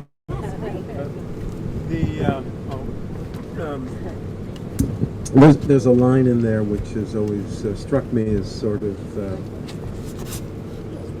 I don't know what to do with it. And there are many, I guess, in there, but one in particular, since I'm a cisgender male, is Noda B'Sharim Ba'ala. Her husband is known in the gates, you know. How do you understand? I'm so glad you asked, because that's actually where I was going to start. So the question was, it's a beautiful question, and it came from a self-identified cis male. And he said there are several parts of his home he doesn't know what to do with, but one of them is, help me out, it's the one where it's talking about how her husband sits at the city gates. So, and he doesn't know what to do with that. So what I love about this poem is it describes a culture within a culture where the male spouse was the socialite. So the female spouse is the business owner and producer. And one of the things that a business owner, especially when it comes to textile manufacture, needs is connections in the community. Right? And so the husband, it starts out by saying that she weans him well. And her life is therefore, yes, we have Hebrew scholars here, so we all have to talk at some point, but the word that's used is also used to describe weaning someone from breastfeeding. So the husband has been weaned in some way by the wife, and one of the things she does with her profits is she evaluates a plot of land, and with her earnings she buys it, and then it says he plants a vineyard. Right? So he has his hobby, and it also is a wonderful, right? I mean, that also is going to produce wine for the family. And he spends a lot of time at the city gates, and that's where the elders are gathered at the city gates, right? So he's making those kind of social connections, which are going to benefit the business. So that's how I interpret it. That's lovely. Thank you. Thank you. You are welcome.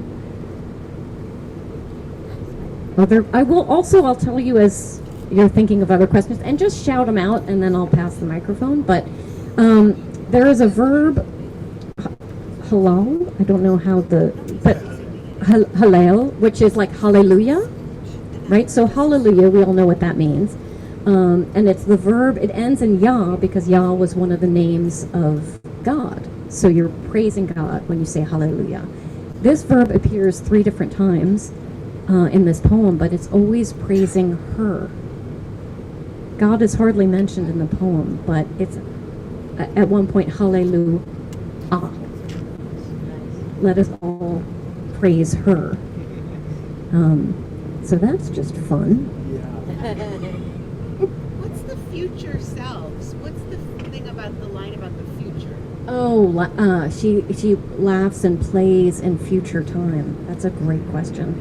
Can you tell us a little bit about the Hebrew there? What's the line there? I'm sorry, I didn't hear the verse. She laughs at the future self. Laughs and plays in future time. Laughs and plays in future time. If I had the text, I could. She's not worried. She's not worried. It's how I give it to you. understand it, but yeah, right? There's something about her faith or her. We're getting the Hebrew, and in the meantime, I'll say one of the words in this passage really reminds me of another area of Proverbs where wisdom is described, and she is described as delighting, right? She's the delight of God, and she delights in humanity, and there's a playfulness to that wisdom.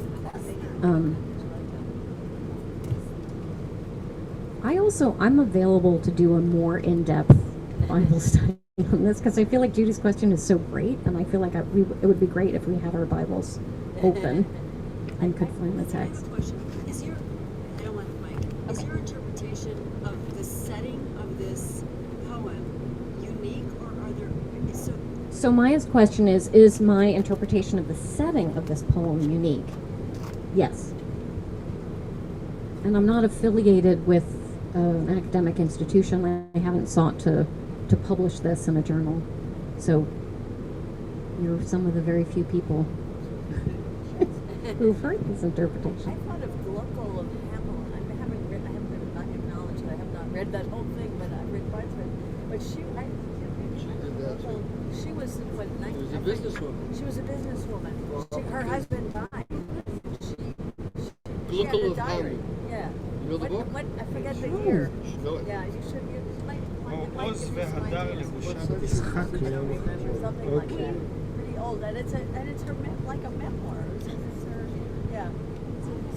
She was a 16th century German woman who is the only diary that we have from a German woman of that time. And her husband died. She brought up all her children and ran businesses and was very successful. Typical of Hamlet.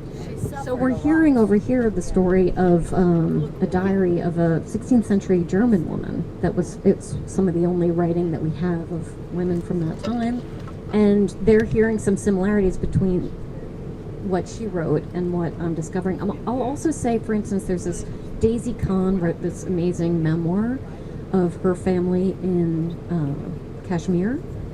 And she, I heard her speak after reading her memoir, and she talks about how her grandmother, again, was a weaver and created all of this wealth, and then had jewelry, and then sold the jewelry to buy land, and how that land then served generations of her family. The Hebrew, Misha, if you want it, is Oz v'hadar levusha. Right. V'tischak liyom ha'aron. עוז והדר לבושה ותשחק ליום אחרון. So, עוז והדר לבושה, we could say, is strength and glory or something like that. Is her clothing, right? Her clothing is strength and glory. She's clothed in strength and glory. ותשחק ליום אחרון, and she laughs ליום אחרון, for the last day, or to the last day, or until the last day. Or about the last day. Maybe she laughs about the last day. Maybe that's what it is. It is too. It's like, So I don't you love that, by the way, in terms of strength and glory being her garment? Like, we've just heard this description of all the details of the things that she actually does weave, the textiles that she makes, right? She's able to create these incredible bedspreads. She is selling the satin undergarments to the Canaanite peddlers. There are all these descriptions of the actual textiles that she makes, and there's clearly pride in that work.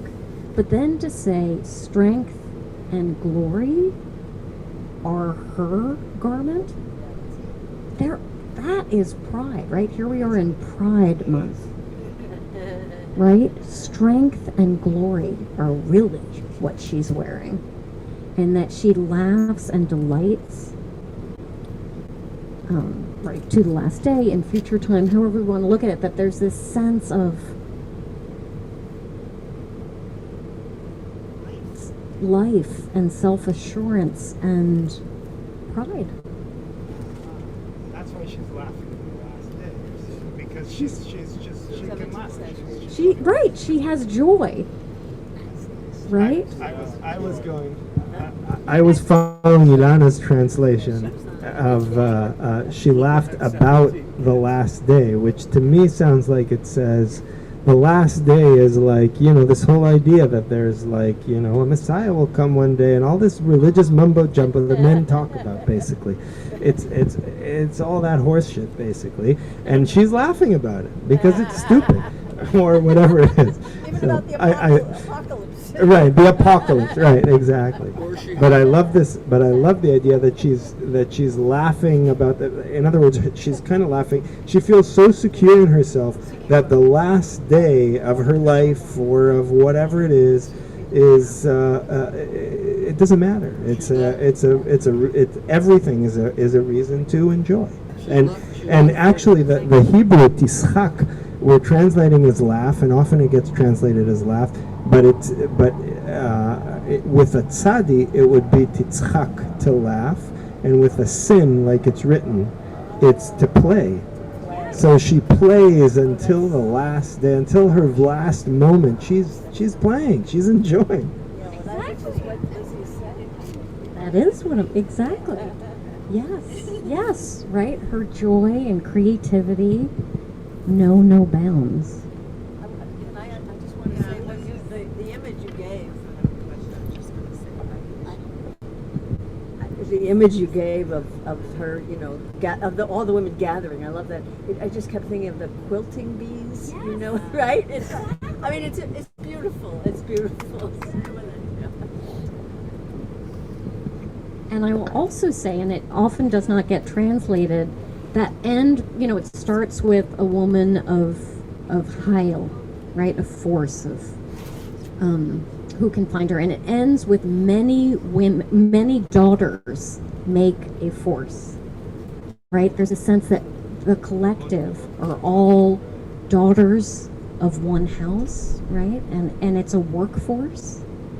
And if many daughters make it, then that there is a sense of sisterhood among them. And the you can rise above them all often has a sense of like competition, right? You're the best one. If it's a man singing to his wife, like, you're the, I chose you, you're the best. But I love this notion of if all the women are singing it together, then they're all saying that to each other. And this notion I translate as you can rise high, right? And that's a different kind of, right. You can rise high upon all their shoulders. There's this sense of all the women coming together to allow each of these women to rise to their fullest potential. And so it's probably close to 2 a.m., so I'm gonna pass on to the next one. But the handout has more information, and thank you so much. Toda raba, Lizzie. Thank you very much. That was wonderful.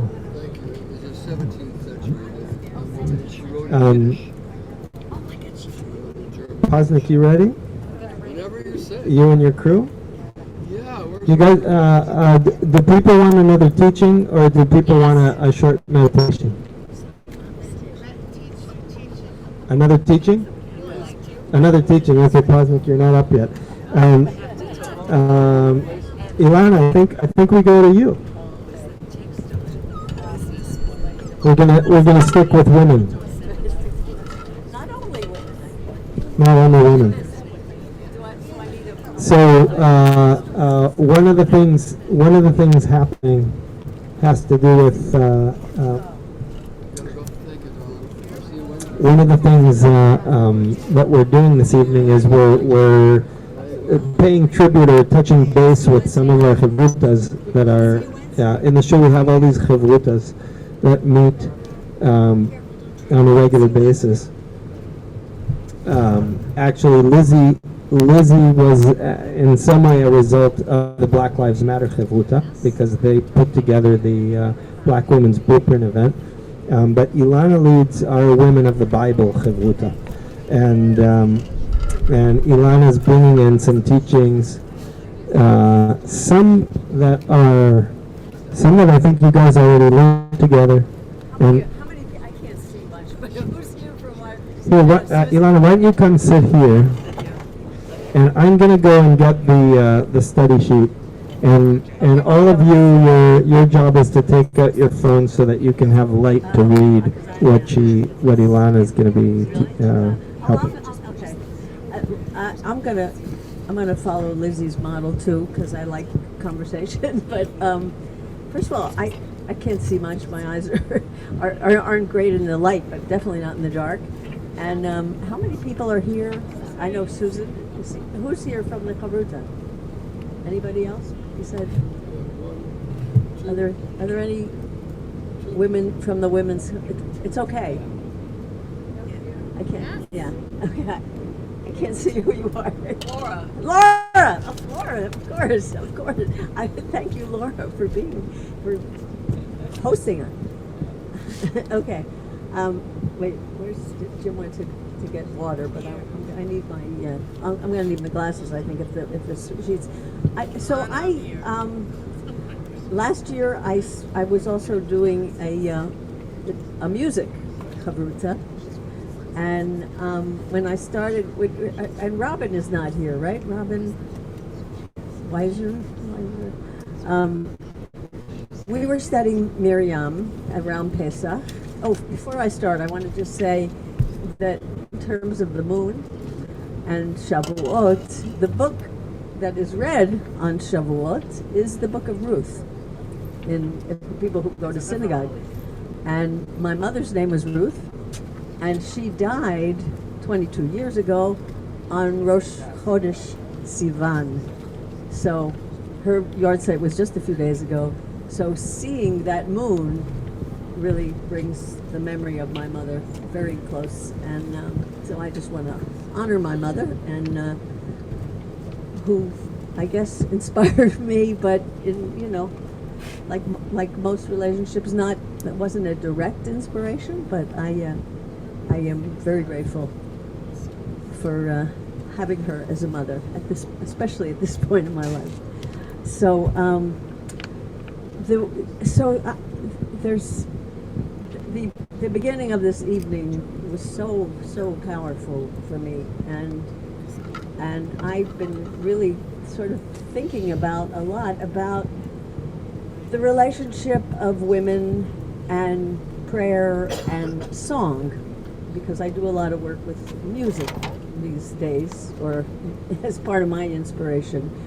And so I didn't put it on the handout, but one of the women we did talk about in our chavruta was Hannah.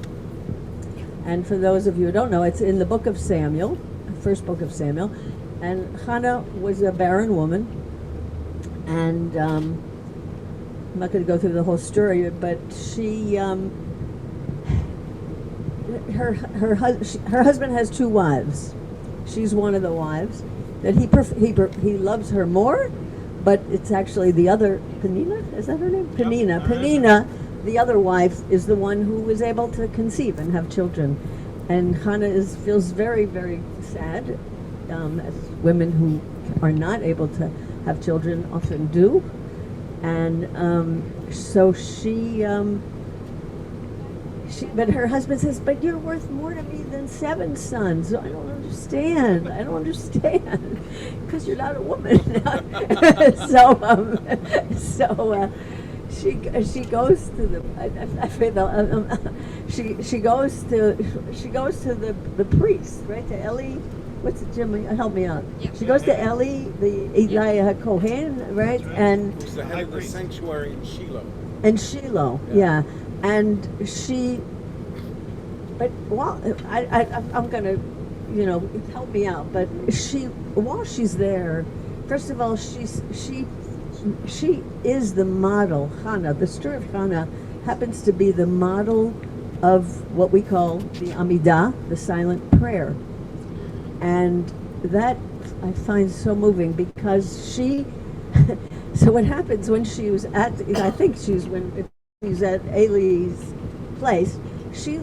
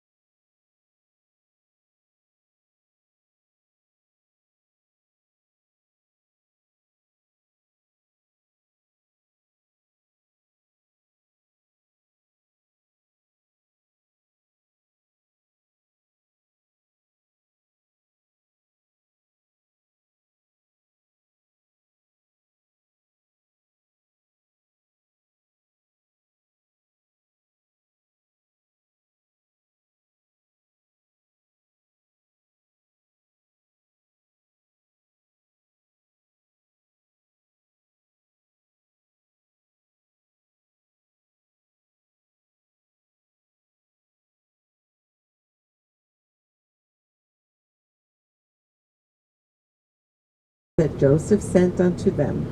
And they said unto him, Be thou informed that our brother Joseph liveth, and he ruleth over the whole land of Egypt, and it is he who hath spoken unto us all we have told unto thee.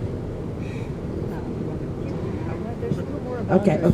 And Jacob heard all the words of his sons, and his heart fainted, for he believed them not, until he saw all that Joseph had given unto them, and all that Joseph had sent along with them, and all the signs he had spoken of unto them.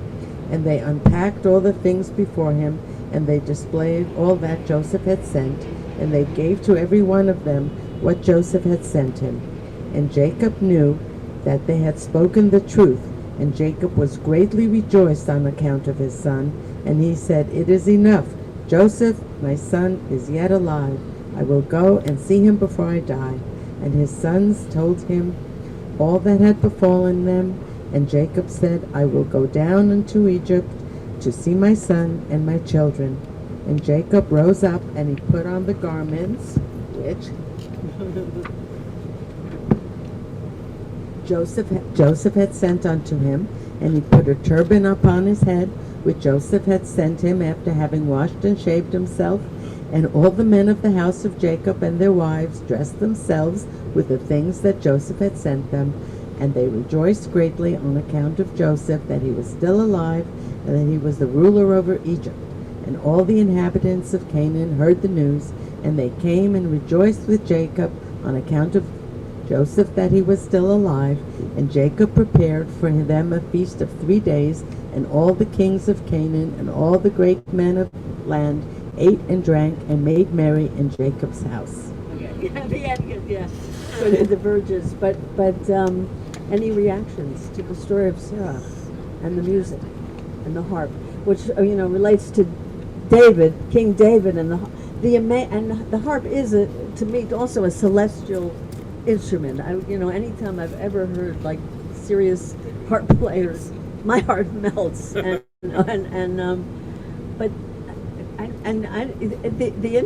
other, there's a lot of midrashim, these stories that fill in the gaps of what we learn in the Torah, which are very important, and kind of like what Lizzie is doing. We were part of a bat mitzvah today, and this young woman, 13 years old, it was so much like one of your translations, or at least it was the way it was presented tonight. She basically said, I think, Jim will look over, we're here to be God. We're here to be God, right? She did. But can you sing more? Because just put your voice in. My voice. Yeah. She. The Haftorah was about God comparing Israel, the people, the Jewish people, to a wife who was unfaithful and battering her. And she says, I'm not going to read this. This is a mistake. And I have but written. She didn't say with anger. No anger.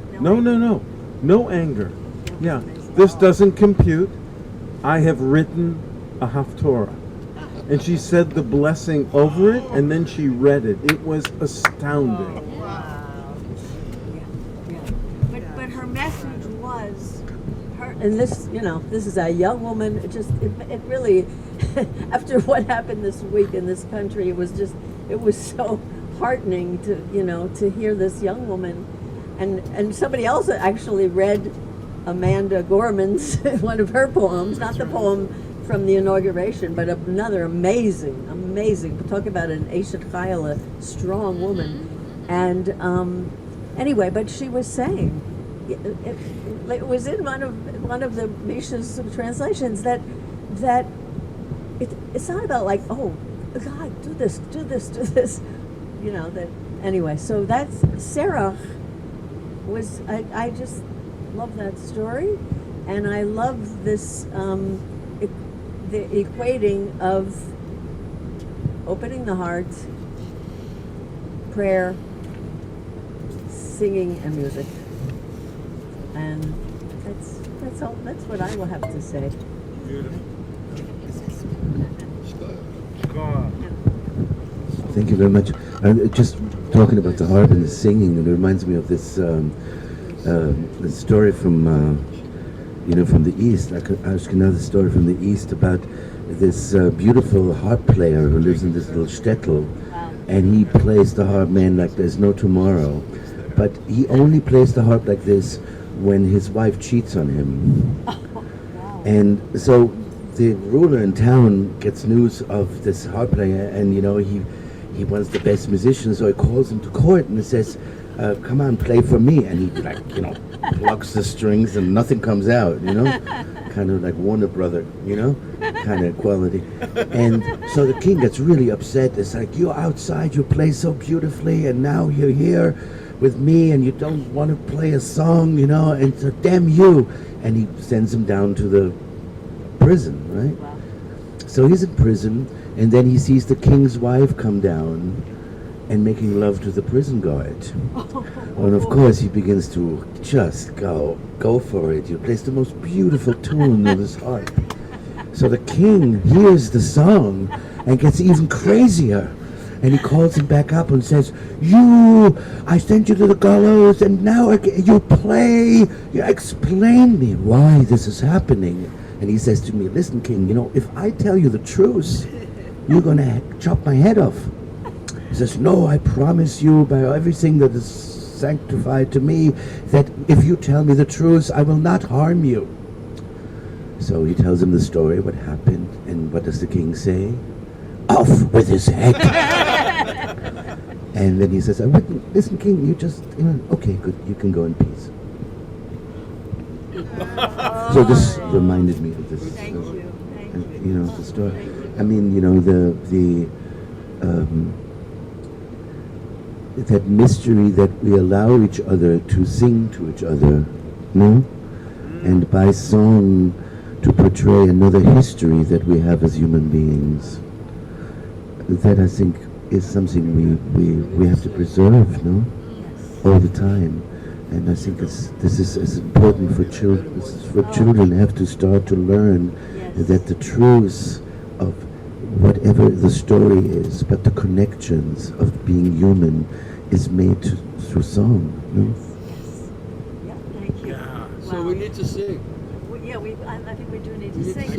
But I just want to say that it's amazing, right, that the Torah is sung. The Torah is sung.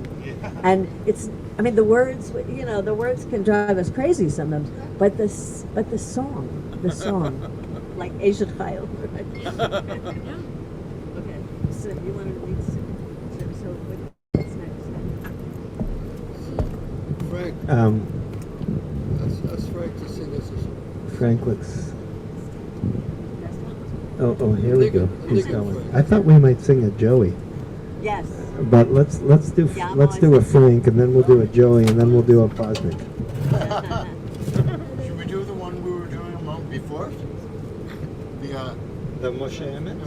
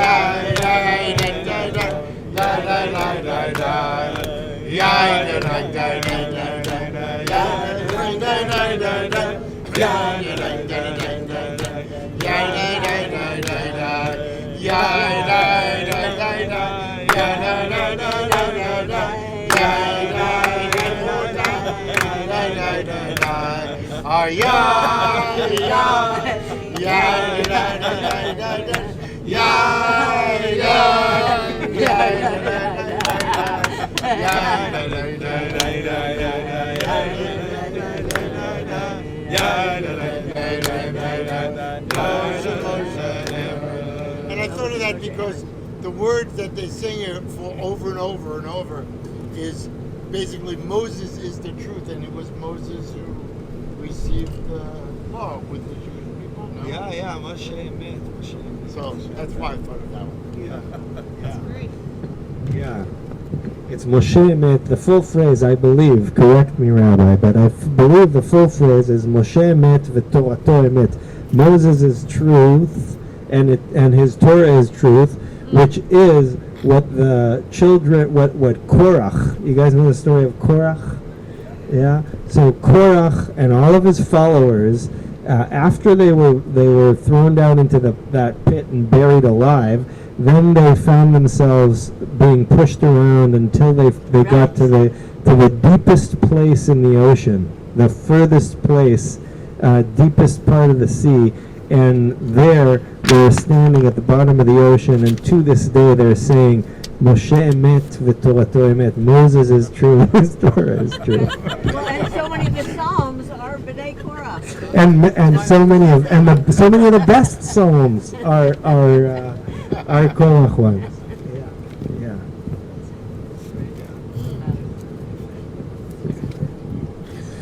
Okay. You were going to do a Joey Niggin?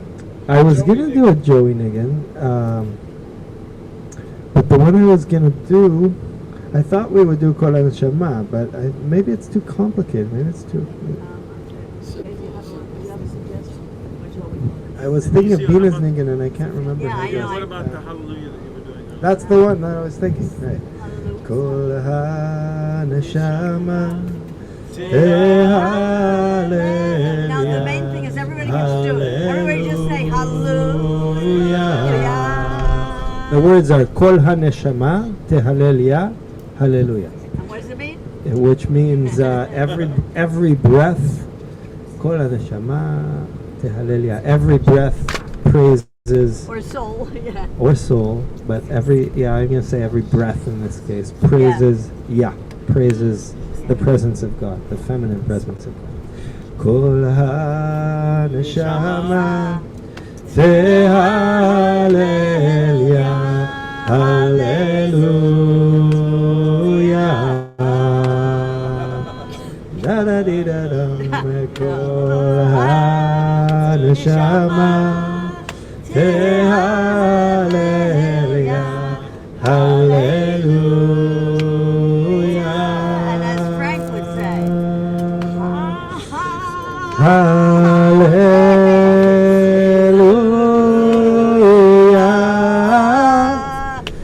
hallelujah,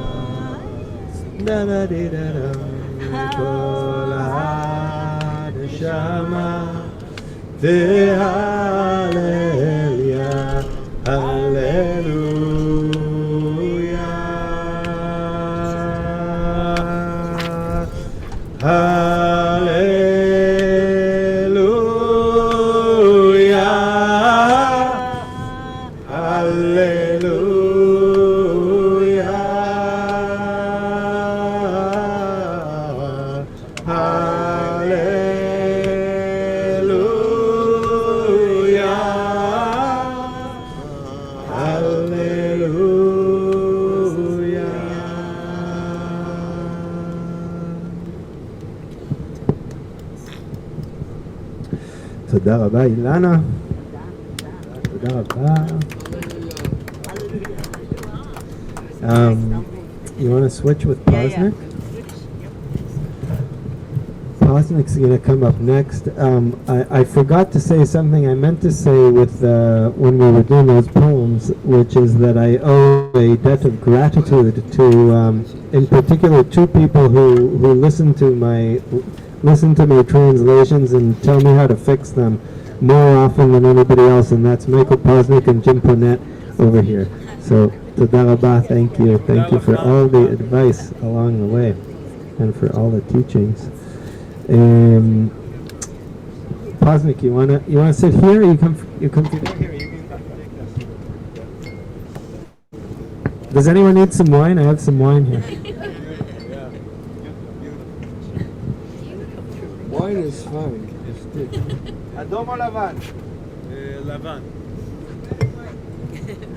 Red or white? I think it's red. Kash is a yayin. It's white. She's like to the water. Yeah. Listen, that was wonderful. Thank you. So deep. It changed the whole thing for me. It's so great. Yeah. But it's about making it on our own, right? It's about making it on our own. It's not, there's no right. I love what you did. It's very important. Thank you. So I'm curious now.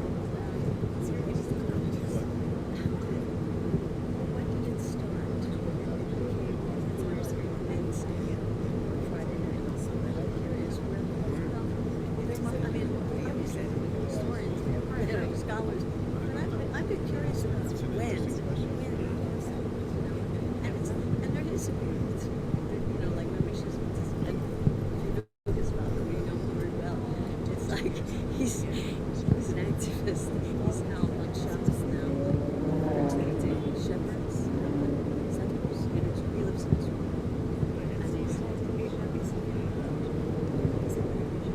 and he's an Ishmael. And his wife. Beautiful sense of rhyme. Right. That's how we know Rabbi Shizman was. Entered We lived in his Israel. translations, yes. Because I was talking to him He was a a couple of days ago, a week ago, and he was explaining to me how there needs to be a rhyme. And I had to learn this from him before. And I thought of you, but then when he just said, He fell into rhyme. but you taught him it. He did fall into it. No, because he needs, as we all know, has a magnificent sense of that. Yeah. You use it. It's so effective. Yeah, rhyme. I met a little kid today. R-I-M-E, rhyme. So I don't know what the rabbi wants to do right now. Whatever it is, we'll do it.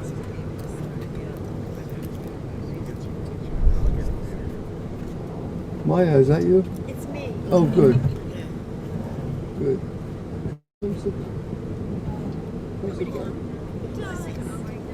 So,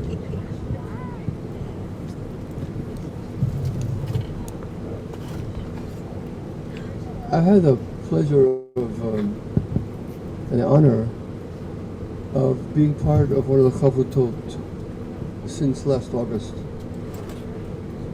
And the Chavutah is devoted to the practice of meditation, meditative practice. And I can say that since that time, there's been a flowering of the practice and a deeper understanding and a deeper experience of it. So Maya, why don't you just say a few words about what the Chavutah, what did you learn there? This is a witness. I have to say that, first I want to say that there's an intimacy amongst all of us. This group of people who, some of us know each other and some of us never met each other. We've only seen each other on Zoom. But there's this beautiful intimacy amongst us at this point. Because Michael is a wonderful, wonderful leader and encourages us in in our practice together, following the practice, to discuss with each other what we've experienced. So it's really a very special time for all of us every week. So just in a nutshell, for me, I've learned that I can tap into a very, very deep stillness and quiet within myself, stiller and quieter than I knew was possible. And even though I'm a practitioner of yoga and a teacher of yoga, and I've learned stillness in that practice and breath and space and all that, there's something that's even quieter in the practice that we've been engaging in with Michael. So I think that's all I can say. Thank you. It's nice to be quiet sometimes, isn't it? Yeah, please. So, I wanted to thank Lizzie and Robertson and Anna for their presentations, for offering us the depth and devotion of their study. There's always something new to learn.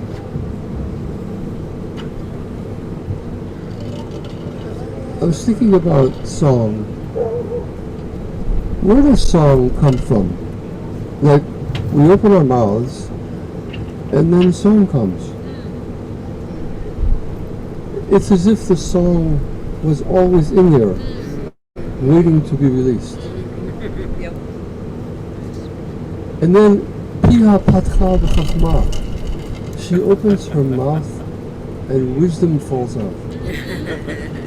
It's the same. Where is that wisdom? Where does it come from? It doesn't start in her mouth. Where does that wisdom come from?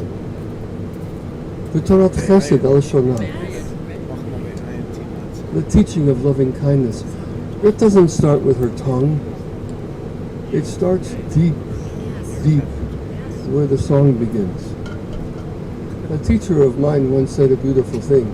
He said, the song makes the bird. At first, there is the subtle song, and it needs a place, a way to express itself. So a bird comes. Yes, that's great. Yeah. So the Torah Chesed al Shonah and the Piha Patcha B'Chachma, these things are deep in us. These songs, this wisdom, this teaching of loving kindness, and the stillness that Maya spoke of. And so, my understanding of the practice of meditation is to come to that stillness, that presence, unchanging. And those of you who practice meditation in some way will discover that it takes some work, because we're not used to stillness, and we're not used to hearing our own song, and we're not used to the wisdom that is inside of us. We pile on top of it so many other kinds of knowledge. But that deep wisdom, which doesn't change, which is genderless, which has no intention except to be what it is. So that's how I understand what the practice of meditation can bring. And it's an opportunity, because why shouldn't there be endless depths of wisdom and truth and laughter and love in us?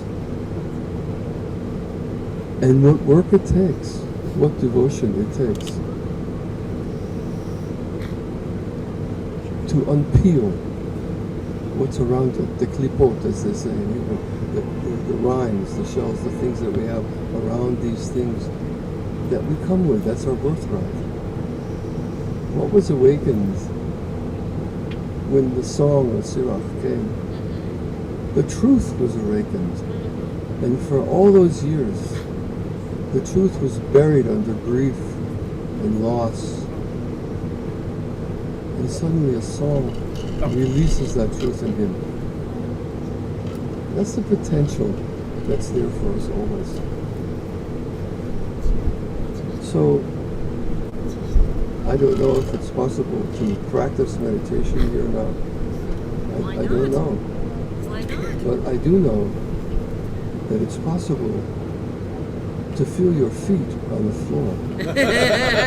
I know that that's possible. You can actually come into the present moment and feel your feet on the floor. That doesn't take a lot of work. And you can actually feel your body on the chair. Just that. Still. And you can feel your clothes on your skin. They're just there, and you're just there, present to them.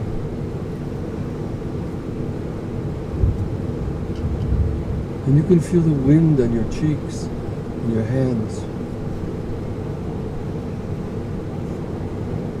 Where does the wind come from? It moves everything, and it's possible to just feel it.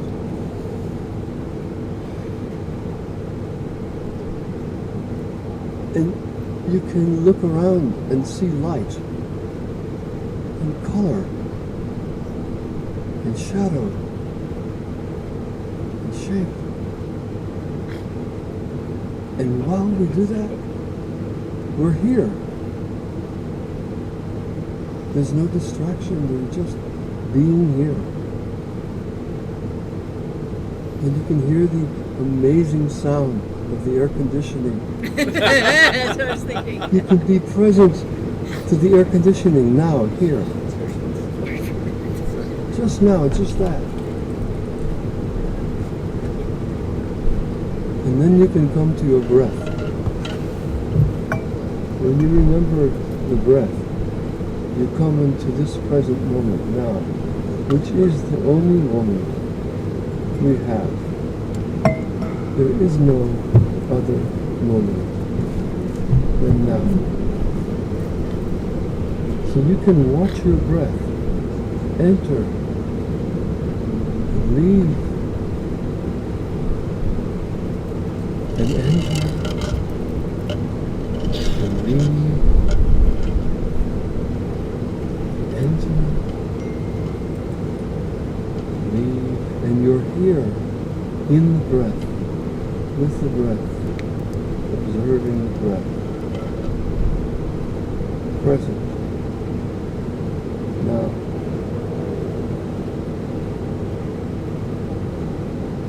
And you can just be with the breath and rest in it. Rest in the awareness of the breath for a little while. To be here. Now.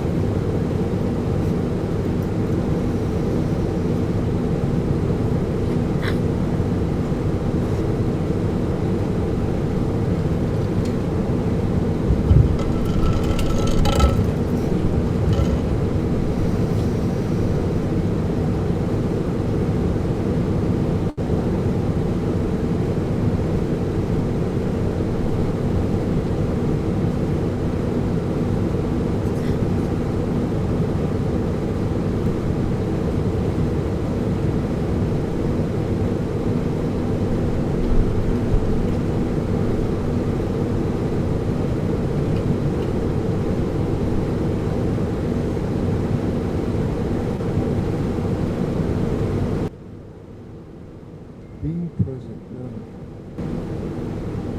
is on the way to your own wisdom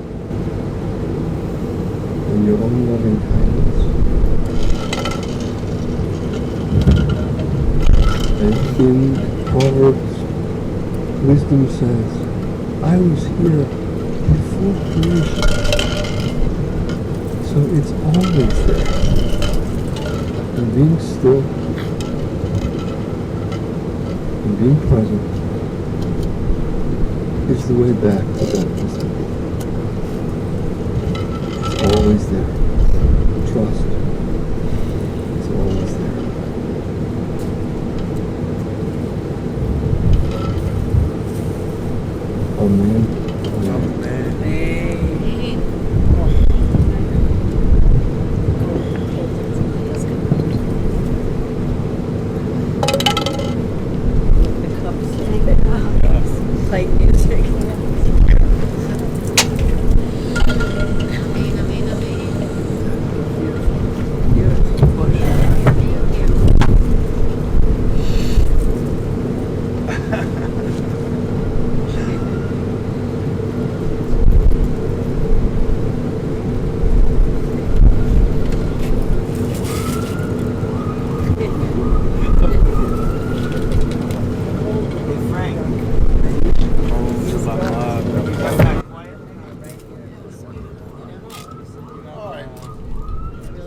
I got.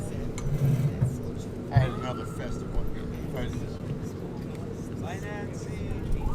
Thanks so much. You all into one more melody? Yes. Yeah. Rabbi asked for a quieter one. Maybe you know this one. We'll do two parts. Yada da da da yada da da yada da da da da.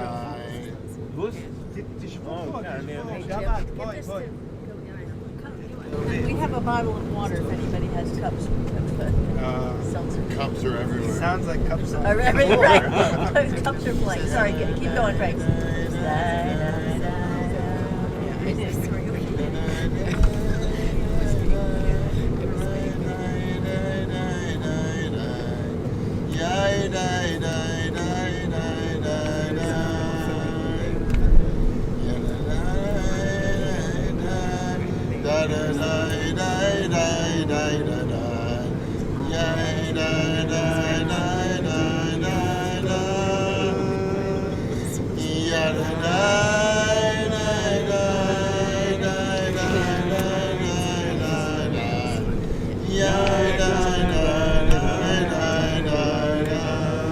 That's the first part.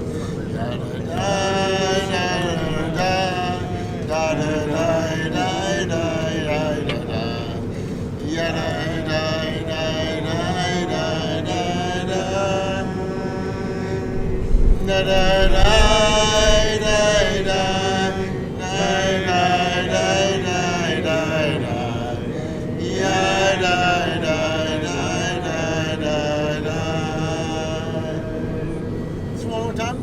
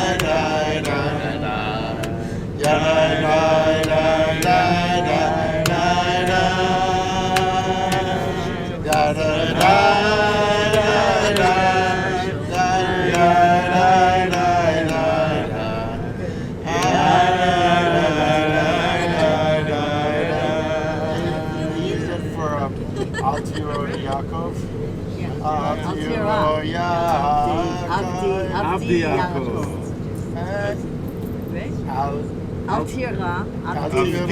My servant Yaakov. Yeah, so they use that melody. But it's perfect, like with the story about Sarah. Then you say the pasuk.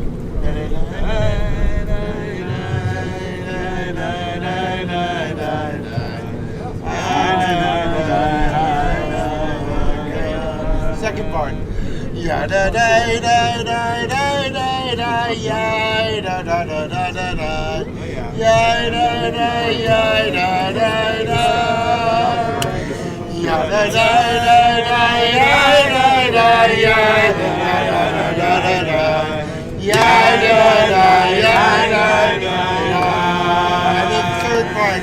Ya da da ya da da da ya da da da da da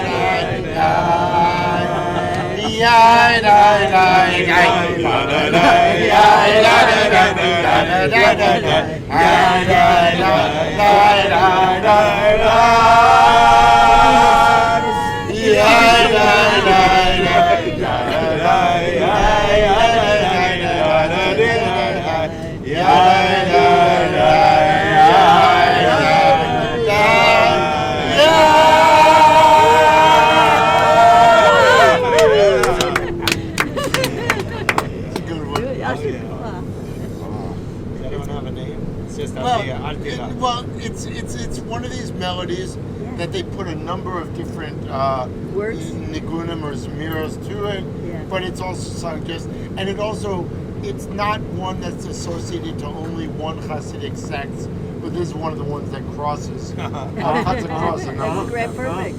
So it's. I could hear your instruments on the ground going as you.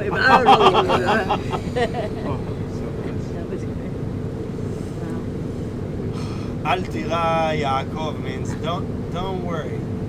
Don't worry. Be happy. Don't worry. Be happy. Don't worry, Jacob. Don't worry, Jacob. Yeah. Don't worry, Jacob.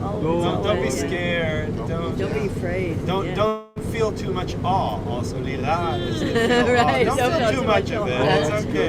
And if you don't know the form of that particular zemer, it quotes, I guess, different pasuks, different lines of text that tell us why we should feel okay and feel safe. And it says, so don't worry, Jacob. They give you another one, right? And isn't that the basic form? That and is then, it. And then they throw. It's so beautiful the way you say it. Yeah. Would you know any of the which ones? But I don't know. No, I'm sorry. Do you know any of the pasukim they bring in to say don't worry? We'd have to have a siddur. The main pasuk. Yeah, but we'd have to have a siddur to get all the little sub. All the like what you did when you liberated us from the Pharaoh. Oh yeah, or like what you did when just like when Esau's coming with his troops. Yeah. Don't worry. Yeah, don't worry. Huh? The bottle I had is finished. I'm not used to singing. Susan might have more. She does. I'm not used to singing that schnapp. Let's get close. Yeah, exactly. Yeah. So we can hear each other, and so we don't have to use the stupid microphone. One more time. Which one? That one? Yada da da da yada da da yada da da yada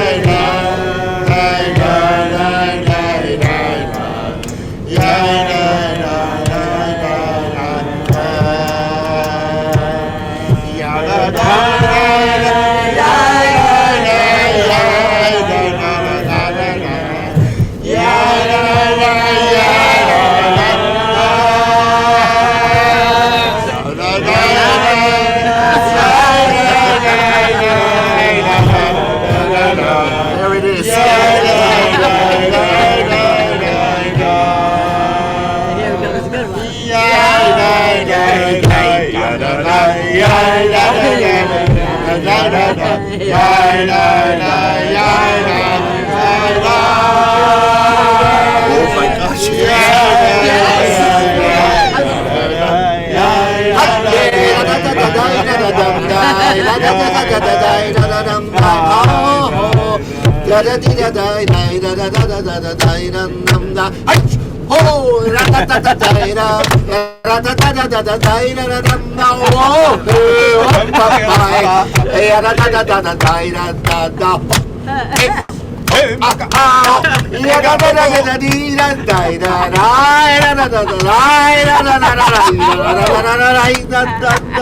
Hey, yakadiga hamba, yadida hey ya oh. Almost Georgian. Let's go. Who's next? Can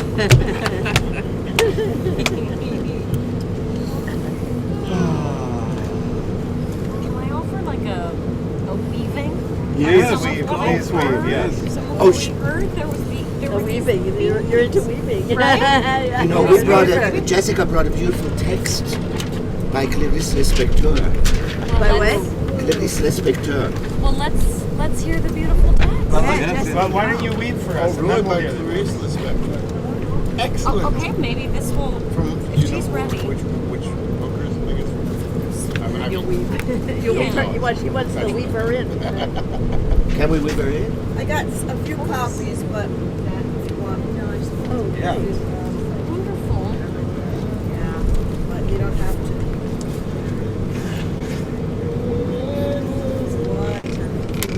I think I have 8. I have 8 copies. It's an old yeshiva It's term. really great. I couldn't get it. Pull the cork out with your teeth. Wait, is there one? Jim, Some of them are 2 pages and some of them are 1 page. I'll read it to you though. Keep putting my glasses away. She's gonna read it. So Yeah, she'll read it. I don't read it. So, yeah. You want a microphone or are you okay? Just put them in bag. Yeah, I'm gonna listen. Yeah, are you gonna read it? Yeah. Great. Great. Do you need a light? I have my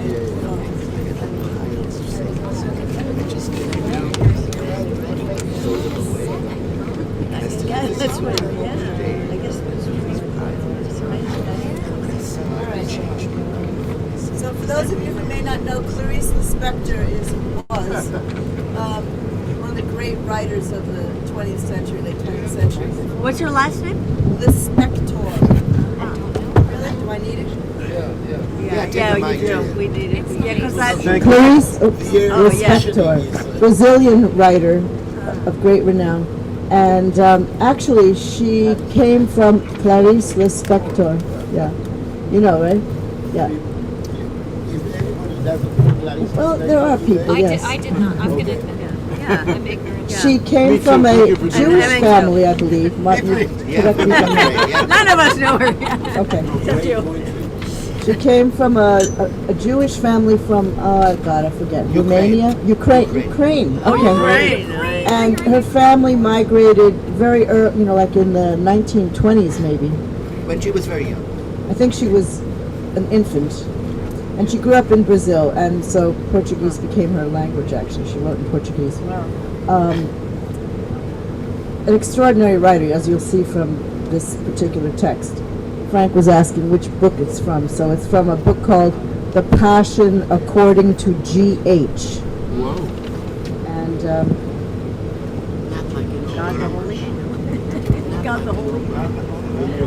God is Lord. You needed to see.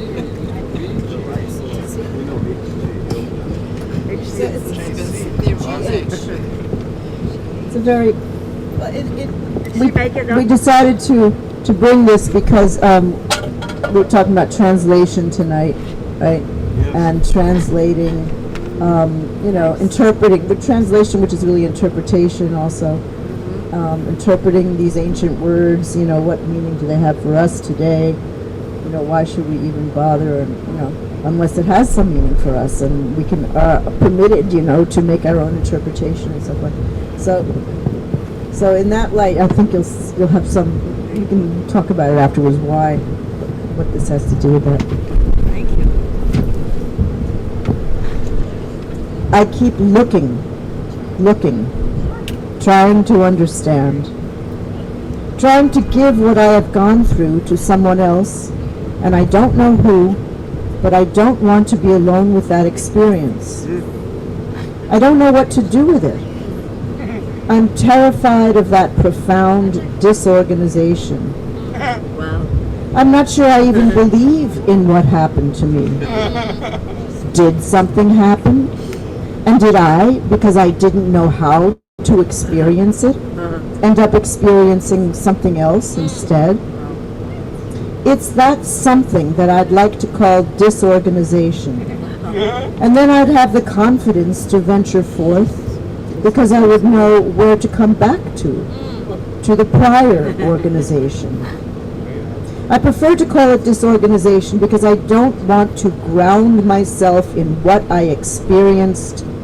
In that grounding, I would lose the world as it was for me before, and I know that I don't have the capacity for another one.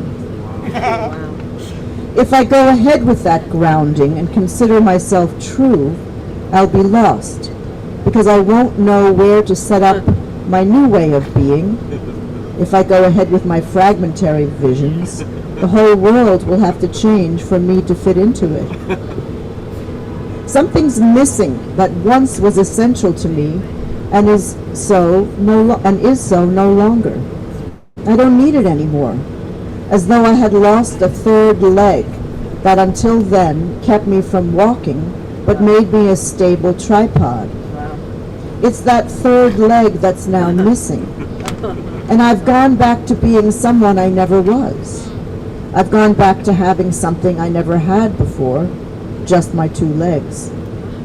I know that I can walk only when I have two legs, but I sense the irrelevant loss of the third one, and it horrifies me.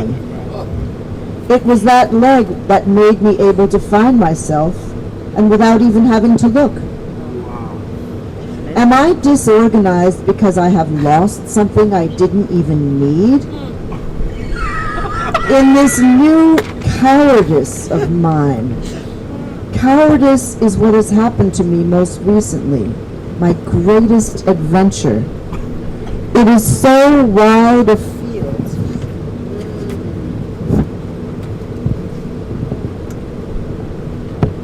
It is so wide a field that it is only great courage enables me to accept it. In my new cowardice, which is like waking up in the morning in a stranger's house, I don't know if I'll have the courage simply to set out. It's hard to lose oneself, so hard that I'll probably soon work out a way of finding myself, even if finding myself is again the lie that I live on. Up to now, finding myself was having a ready-made person idea and mounting myself inside it. I incarcerated myself inside that set-up person and didn't even sense the great construction project that living was. The person idea that I had came from that third leg of mine, the one that held me fast to the ground. But now, will I be freer? No. I know that I'm still not sensing freely, that once again I'm thinking because my goal is to find, and that for safety's sake I'll call the moment that I come across a way out, finding. Why don't I have the courage to find just a way in? Oh, I know that I have gone in, but I've been afraid because I don't know where that way in leads. And I've never before let myself go without knowing where. Wow. The beginning. This is so beautiful, so it should all encourage you to read more of Clarice Lispector. Totally. Yes, thank you. What is the book called? This really, this gives a very good taste of who she is. Really? Yeah. Yeah. What's the name of the book? It's called The Passion According to G.H. Oh, right. Passion According to G.H. G.H. And do we find out what GH is? No. Yeah. No. That's fabulous. Wow, thank But you. this is translated from the Portuguese? Yes. I was devastated. Oh Yes. my God! I It feel is, right? devastated. I do too. I feel called In a out. great way. I feel called. I feel totally called do out, too. seen. I'm like, I'm Yeah, not weaving nothing right now. Oh yes, you will. Yeah, you are. Come on, courage, Come on, courage, Lizzie. courage. I love that. Courage for my cowardice, right? Courage to face my cowardice.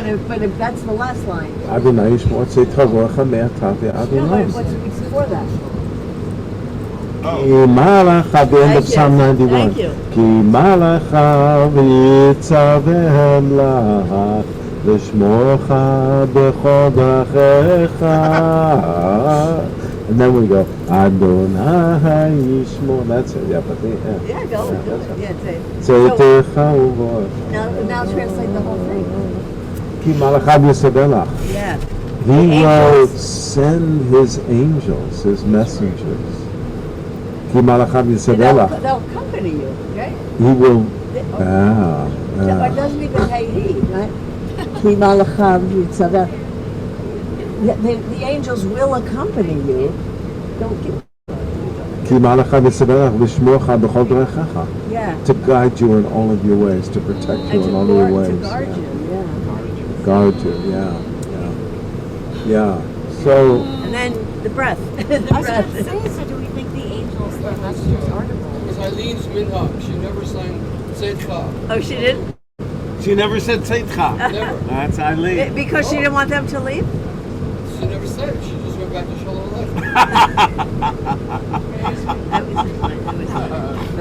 Why? It's just brought it in as a Come on. Yeah. You gotta go. Oh, yeah. I know. So you go. The story is give a wrap up. Yes, we can do that. Susan, are you leaving? No, easy. That's Susan's not leaving yet, but Susan is leaving. There's more than one Susan here, Susan. Always. It's so wonderful to be with you, Susan Berger. This is Susan leaving. We're talking about leaving and she goes. One of the angels is going. We'll let you go. I gotta go. Bye, Susan Berger. Bye. Bye, Susan Berger. I'll see you soon. Ma'am, thank you. Yeah. Bye. Bye. I'm gonna hand out this bit of Talmud, and you can do what you want. What are you handing out? Sota 69. Oh, yeah? Is it Sota or Yoma? Yoma, sorry. Yoma 69. Oh, okay. Misha's handing out Yoma 69b. So that gives me a cue for what I might look at. It's dark, you're not going to be able to see it, but Misha. Everybody here has cell phones with. Oh, everybody's got lights. Okay. Talk for yourself. The moon is set. Come so close. Hey, Jim, the story of the angels, right? Marty. Yeah. Thank you. This is very short, the story of the angels. Remember, when we talked about Job, right? I remember that conversation Yeah, well. and remember that we talked about Joseph Roth, who wrote a book, Yes. Job. Yeah. And in that book, there is this scene where Job, worried about his daughter, he runs out in the fields, and she's there with a soldier, and his thing is that he lies down on the ground, and he is completely, for him, it's like the newest, he's never experienced anything like that he would lie down on the earth. And it was his dignity that he would stand up and look at the stars. And I think it was that also, that he was afraid that he would lie down in the dirt, that he would miss the angels. Whoa. The Job of Joseph Roth. Oh, wow. You mean Menuchem, huh? Menuchem, yeah.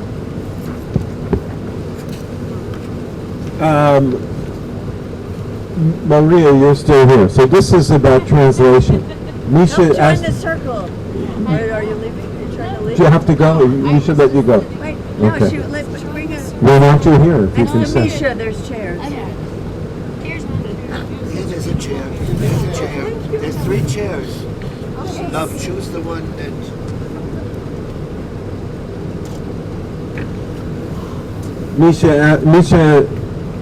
Misha asked me the other day if there's any. Maybe you didn't ask me. I don't know how you elicited this. But anyway, I told Misha in response to what I thought he asked that there is a text in the Talmud, and this is it, we have it, that is about translation, although, oh goodness, I need your help. You read us Clarissa, but I need you to remind me of your first name so I can address you. Jesse, thank you, Jesse. That was so big, Really? so deep. That's your name? It's your name. It's only a name, but it's a name. But Jesse, thank you for that. I mean, that went through all of us in an astounding way. So,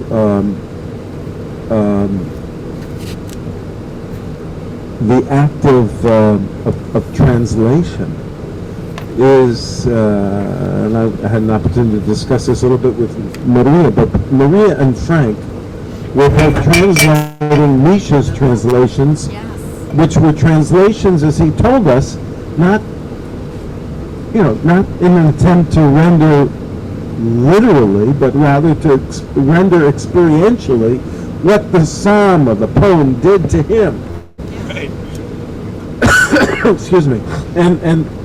And then Maria in her way, Frank in his way, and Yoni in his way, each were interpreting.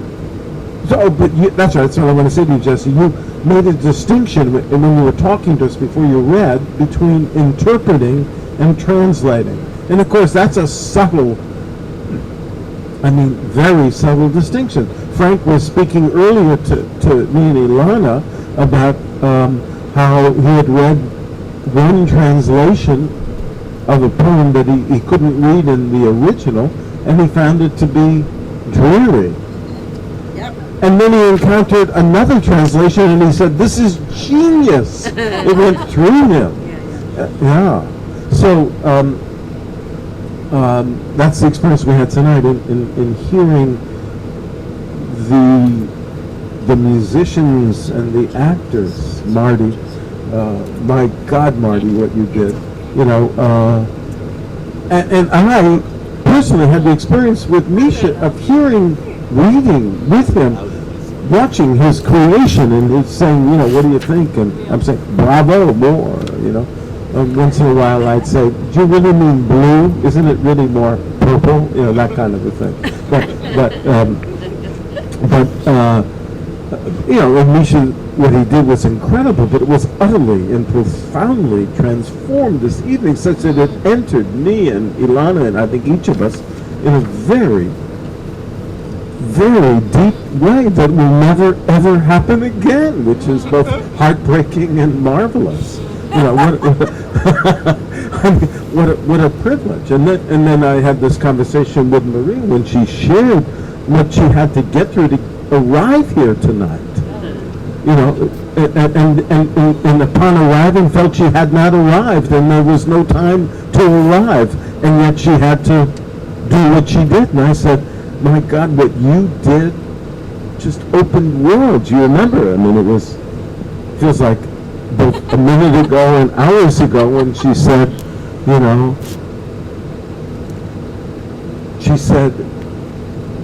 thank you. I am alive. I am alive. Yeah.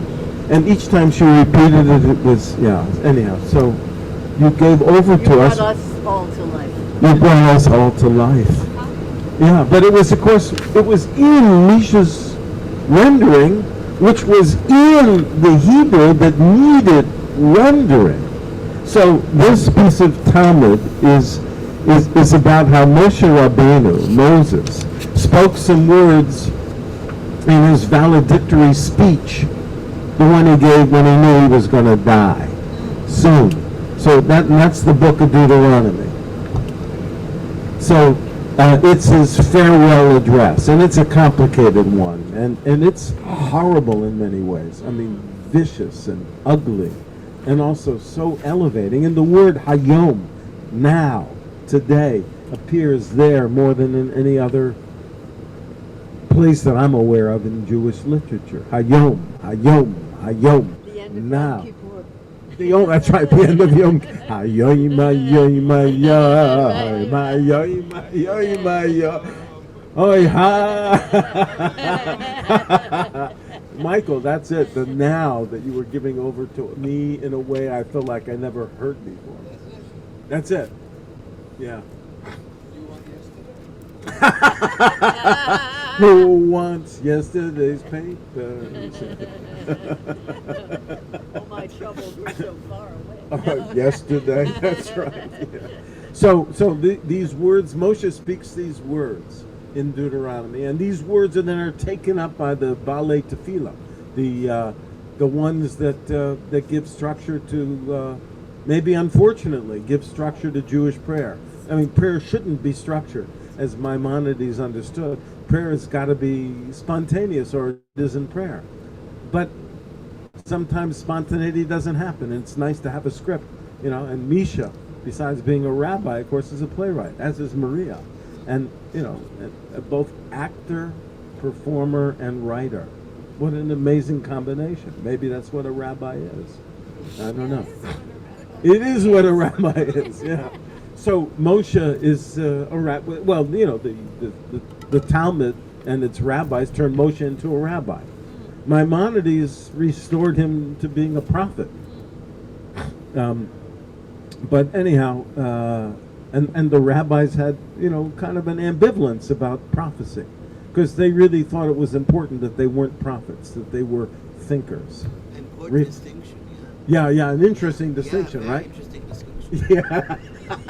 You want to say something about that, Marty? Well, it's a curse for both. The prophet has no support. It's a curse for both, right? Because the prophet has no support. That's With the authority. And it's a curse for the rabbi because he has to be useful. That's right. The prophet Or she has to be used. Or she has to be used. But the prophet isn't burdened with the need to be useful. The prophet simply has to tell the truth. That's right. That's right. So Moshe Rabbeinu. But it's not his truth. Or her. No, it's not. No, it's the truth. So the prophet Moshe Rabbeinu says, gets off these lines, Ha'el HaGadol HaGibur HaNorah, the great, mighty, exalted, and awesome God. And, and Rabbi Misha laughs. So Moshe gets off those words, and those words are taken up by the Baalei Tefillah, those who created structured prayer, and incorporated into the tefillah, the Amidah. You referenced it tonight, did you not, Ilan? I thought you Talking about Kana. That's right. You said that was so interesting when you said Kana kind of is the model that established the Amidah, which is, of course, And no words. No words. That's right. Yeah. That's right. Yeah. Right. But the Baalei Tefillah gave structure to it. They gave words to it, and they took Moshe's words. A lot of words. So this piece of Gemara says that that after the Babylonians destroyed the temple, destroyed Jerusalem, and revealed that all of the promises were impossible to understand literally, that nothing that looks like it's permanent is. There is no temple that will not be destroyed.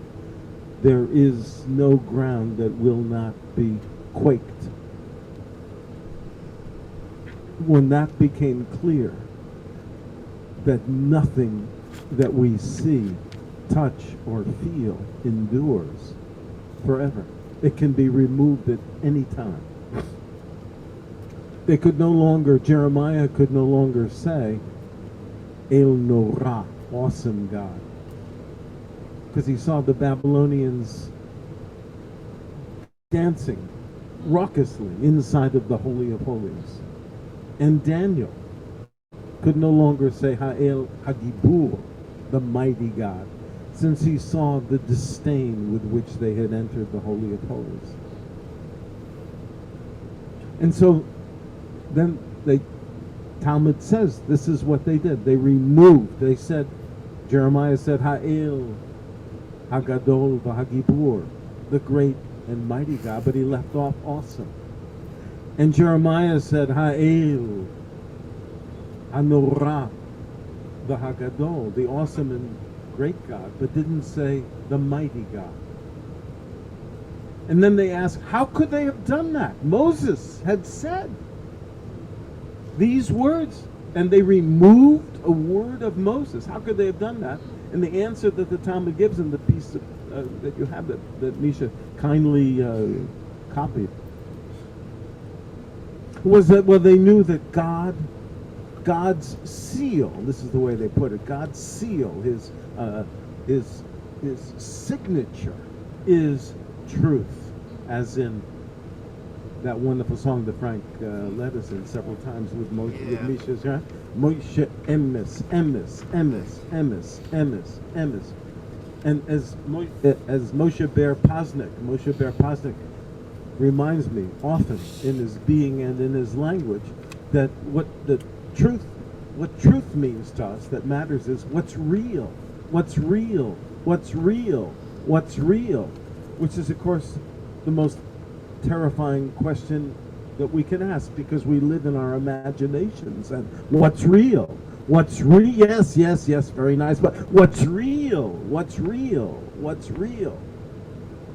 And that's what emes is. And so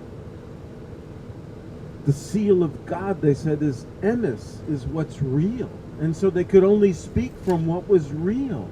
There's nothing awesome about this deity. There's nothing heroic. Not real. Not real. And then it says in this piece of Gemara that Anshe Knesset Hagadolah, the Anshe Knesset Hagadolah, literally the men of the great assembly. But what it really means is the people that the rabbis of the Talmud thought were their immediate ancestors, their mythic progenitors. They found a way to give these words that sounded like lies real meaning. And they said, what is Norah? What is awesome about God? We'll tell you. It's true, everything's been lost, but there's still Jews in the world. And so that a small, pathetic people can endure, that's God's awesomeness. And what does Gibor mean? What does might mean? What does heroism mean? It means that God, instead of battering those that destroyed the temple, endured, waited, suffered their belligerence, their malignance, the ability to endure cruelty. That's might. And so in that translation of these terms, they, according to the Talmud, they no, it's not. Is it atara? It's atara. Badakta atara? Badakti. Okay, beseder. Chashapi keter. Thank you for correcting me. Oh, Misha. They restored the crown. That's atara. You would translate that as crown? How would you translate atara? Ask Misha. Misha, how would you translate atara? Yeah, it's a crown. It's as close as I can get. It's something like a crown, but it's different from it, right? We have to check it out. But it's like the crown on the Torah letters? The crown on the Torah itself is No, the letters. Oh, the letters. What do we call Those are called tagim. Oh, tagim. Yeah, tagim. What does it mean to be atul? Atul. Decorated. Decoration, no? Decoration. Yeah. That's right. Well, they restored the credibility of the decoration. Then the beauty. That's it. They recovered the lost beauty. Oh, that's nice. And I want to say reality, because I'm talking here about what's real. They're saying there's something real that's deeper than what you think you've seen. Go deeper. Go deeper. It's realer. Something like that. Or it's more beautiful. Or it's more beautiful. Yeah. Yeah. But then you. Beautiful. Thank you very much. Amen. Then you when you come to the point of to endure, right? Yes. That's a very interesting point to me, because you know, if I understand you correctly, to endure is actually a great closeness to light. It's a great closeness to, you know, to light. Whoa. And if it is not that, then it kind of puts the whole story of the Holy of Holies and the temple in a strange light. It sounds more like real estate. You know, of course you can be attached to your real estate and think that it's important for generations. We know that, right? But if to endure means, it means this other thing that besides what you know is real, that there is a light that you still look for. And that is a very particular and strange concept. And I think it demands continuous negotiations. Thank you for that. Thank you, Marty. What an awesome evening to be able to go back and forth with you. Or Torah. That's Torah. Torah Ora. Right? Torah or the light, of Torah. I'm thinking of Psalm 27, Adonai Ori, God, you are my light. And then I'm thinking of, I don't know if it's a psalm, I don't know where this is. Kiba Orcha, it's another psalm. Kiba Orcha nireh or. In your light, we see light.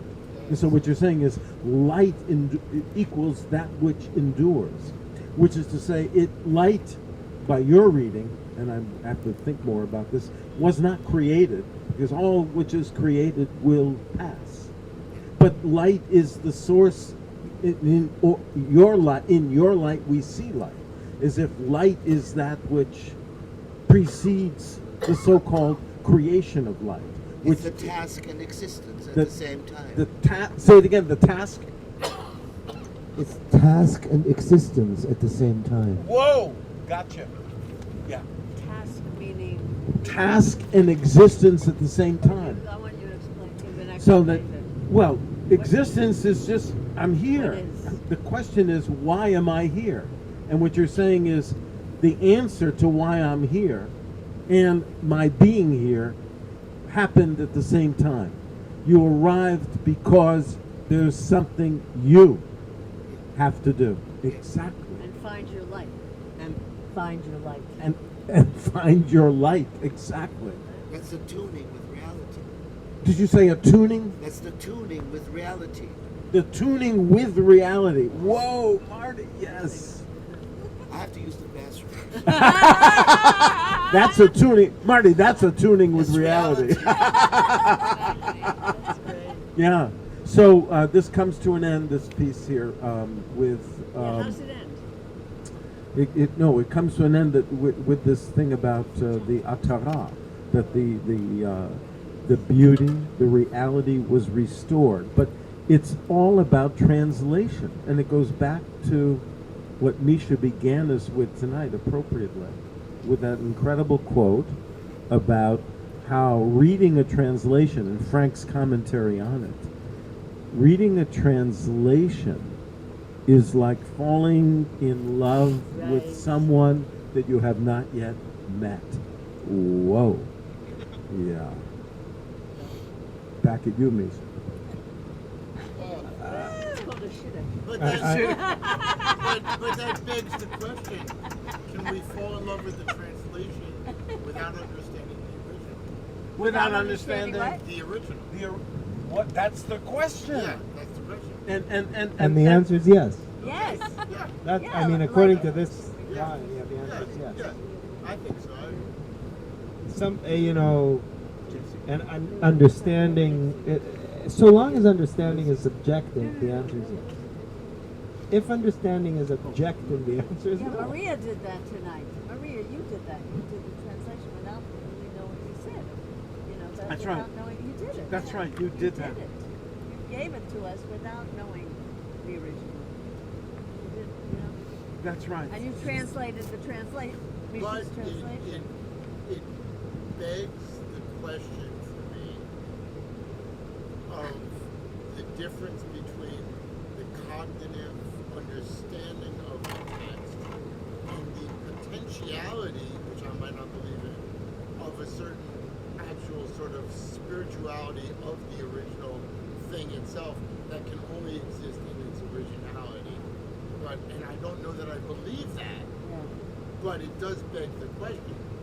You know, if there is something integral, which is why new Kabbalah and numerology exists, if we only believe in that the letters themselves have mystical meaning, then translation can never contain that. So that's I'm not saying I believe that. I actually believe that if we embrace the meaning, the cognitive meaning, we can get the essence of it. But I'm always sort of slightly bothered, but maybe there's something else. I'm going to use this microphone because you should have used it too, but I heard everything you said, but I don't know if everybody did. But it seems to me the position that you're taking here is that it leaves me thinking all that I got, say, through Maria's incredible rendering of words, and which she used her body for, not just her voice, and your, Frank's, your... His question. No, not just your question. I'm coming back to this question, sweetie. But what you did earlier through music, with Yoni, the experience was so profound for us that I'm almost willing to let go of your question, and it would be a mistake for me to let go of your question, because your question says, and yet with all there is here that we tasted tonight, there's more. Or there may be more. Yes. We don't know. Exactly. That's right. That's but the fact that I can imagine the possibility or allow the possibility, whatever allow means, it has something to do with imagination, I'm not sure. But the fact that I can allow that possibility, rather than just no, this was it. That would be a mistake. That would be a mistake. But I can't say that there is more. I just have to live with the question. It's an answer. It's a question whose answer is the question. No, we know there's more. We know there's more. There's definitely more than what we experienced here. Definitely more. We do know that, don't we? I mean, when you say it, I think, yeah, right.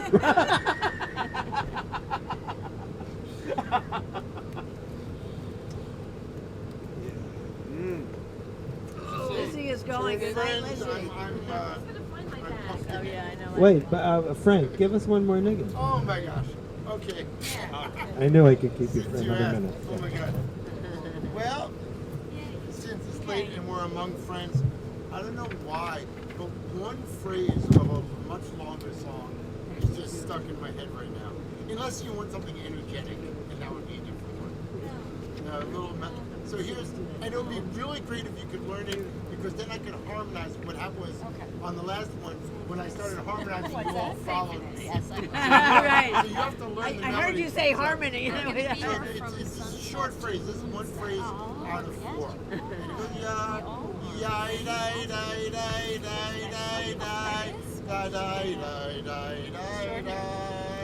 that's the pattern. Okay.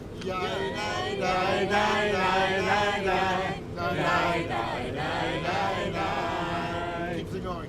And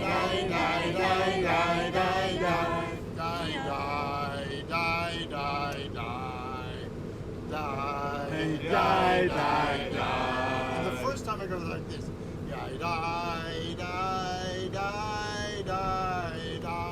Here's the big hands up in the air. It's on the front of it.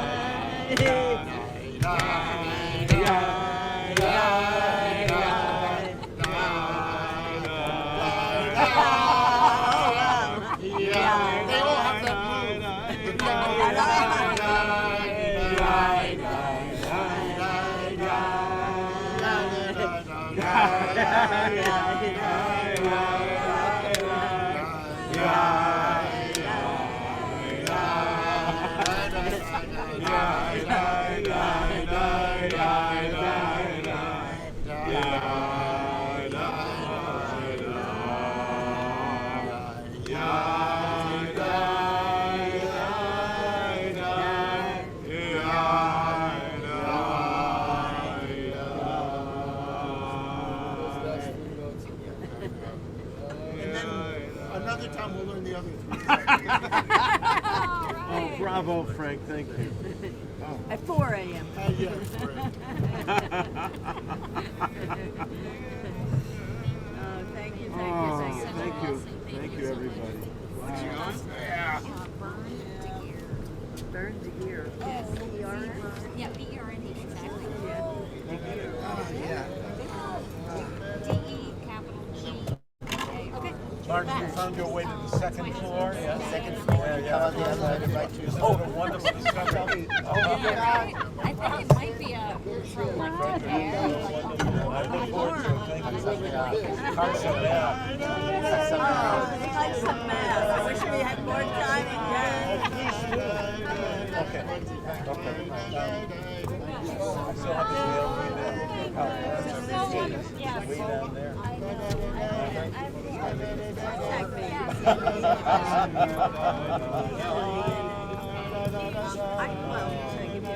Send that to Deacons information. So you can do James. I